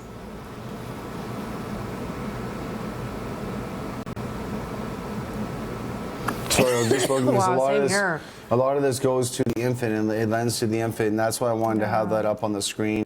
Now, I'm no doctor or scientist, but guys, this is why I mean, this is the stuff that, this is why it is court accepted evidence. It is done by the most highest qualified doctors that we have. And again, this is global content. This is stuff we've ascertained from around the world, and moreover, that licensed producers so graciously ascertained from around the world, and turned it over to us. Can you scroll down? What I think is really the most frightening part, if it were, you know, our children and they were small and they were having seizures, you know, when you read in there, many of the drugs that are given to our little ones with seizures can kill them. Yes, that's why I kept pointing to it. Can kill them. So this here is what Vicky's talking about. If you just read this little section in here, it's frightening. This will give you an idea of, again, you know, why we're talking about the congenital side effects of and toxicity of the known different drugs that they use to stop seizures and spasmodicity. And this is where I say, why are we not looking at cannabis? And that's what this study talks about. It talks about, you can see the CB1 receptor cell, which again is where THC goes through, and why THC would help stop spasmodicity and or seizures. And why, in modern day, which, like that bottom line says, which strongly supports a role for endocannabinoid transmission, in higher brain function. So again, this is all about, like we go back to, again, the words like analgesic. It's really about the part of the brain. And, you know, thank God, cannabis is one of the few things, like Tylenol, like morphine, that crosses that part into that part of the central nervous system and can repair dementia, neurological disorders. Again, this is right here, WikiLeaks, GW Pharmaceuticals WikiLeaks, and I think, you know, the more people that read this, I don't know. It's almost there might be a mass uprising. I wish there would be. I really wish there would be. If you're voting, there will be if this information gets out and people realize this isn't just. I mean, we don't sit here for these. I've been on this table all day. I'm gonna go eat my freaking wings. Yes. But when you are dedicated to cannabis and cannabis information and LP infiltrators, former LP insiders, and I don't want to identify which LP, but when you get this information, you ascertain, then you're like, fuck, eureka, that's how they've been fucking manipulating all of our Canadian Medical Association and all of our officials, and swaying all these doctors to be critical of home growing and supportive of their stuff. But nowhere in any of this anecdotal evidence have I found anything about safety. Nothing. Nothing about that. The whole thing is really about healing. And, you know, I invite anybody that watches this show, especially my American brothers and sisters, my goodness, my heart goes out to you, because on a federal level, you have, sadly, your government has declassified CBD. And I mean, that is with drugs that have like serious psychoactive components to them. CBD doesn't have a serious psychoactive component to it. When you read through this list of, you know, ailments, seizures, if this is affecting almost 1% of the population, and you've declassified, you know, the plant that's, you know, possibly could help so many children. Again, you know, have we? I don't know, man. It's fuck. You know, sometimes it feels like a rabbit hole. It's like shit. You know, we've come so far, but I believe you're right. Rather than giving up hope, it's all about education, and the more we share. I've never given it. That's the whole thing. Like, I'll never give up hope. Me either. You can't give up hope, or you won't have. There's no fight. You get frustrated some days. Some days I get frustrated. You lose your fight if you give up hope. Hope is your fight. But remember, punching up, there's a difference between fighting and those that punch down are your gangsters, your thugs, and your guys that want to do that. Then there's people that want to punch up. And with respect to cannabis, it's God's given healing plant, you know. And if you don't believe in God, then it's Mother Nature's, you know, gift to man. However you want to look at it, it truly is a gift that cannot be abused by policy, by men in suits, by big bankers, or by criminals. It needs to be free to we the people, and let the market dictate who can do what with the cannabis plant, because I believe the people will. I think the people have already dictated that with 95 years of reefer madness, and I don't think anything's going to change. I think it's just unfortunate that more people potentially will face persecution, and more young people will have their lives destroyed as a result of reefer madness 2.0 versus true. A non-inclusive legalization in the country of Canada. I agree. On a lighter note, This speaks to the T. Normally 30 minutes into the show, my back, my hip are killing me. I cut the show. Lately, I haven't been on the show, or I've been leaving the show early because pain has just drove me off of the show. But you know what? This speaks to the T. You're getting a little bit, you know what I mean, a little tired, and I'm feeling like I'm in a lot less pain, and I'm actually able to get through the show. It was my stepdaughter that pointed it out to me. She's like, you know what? Last week, she's like, Mo. you keep leaving the show because you're out of tea. I was like, shit, you're right. You know what? And that's only a shared tea. We've shared that over 2 different pots, so that's now 12 cups. And honestly, Night, Lindsay. And we're still feeling the benefits. Yeah. All right, everybody. Good night, everybody. Thanks for tuning in, and yeah, Oh, good night, guys. Save up your questions, and yeah, have them for us go on to the Fuse next Girls. show. Enjoy. Peace out.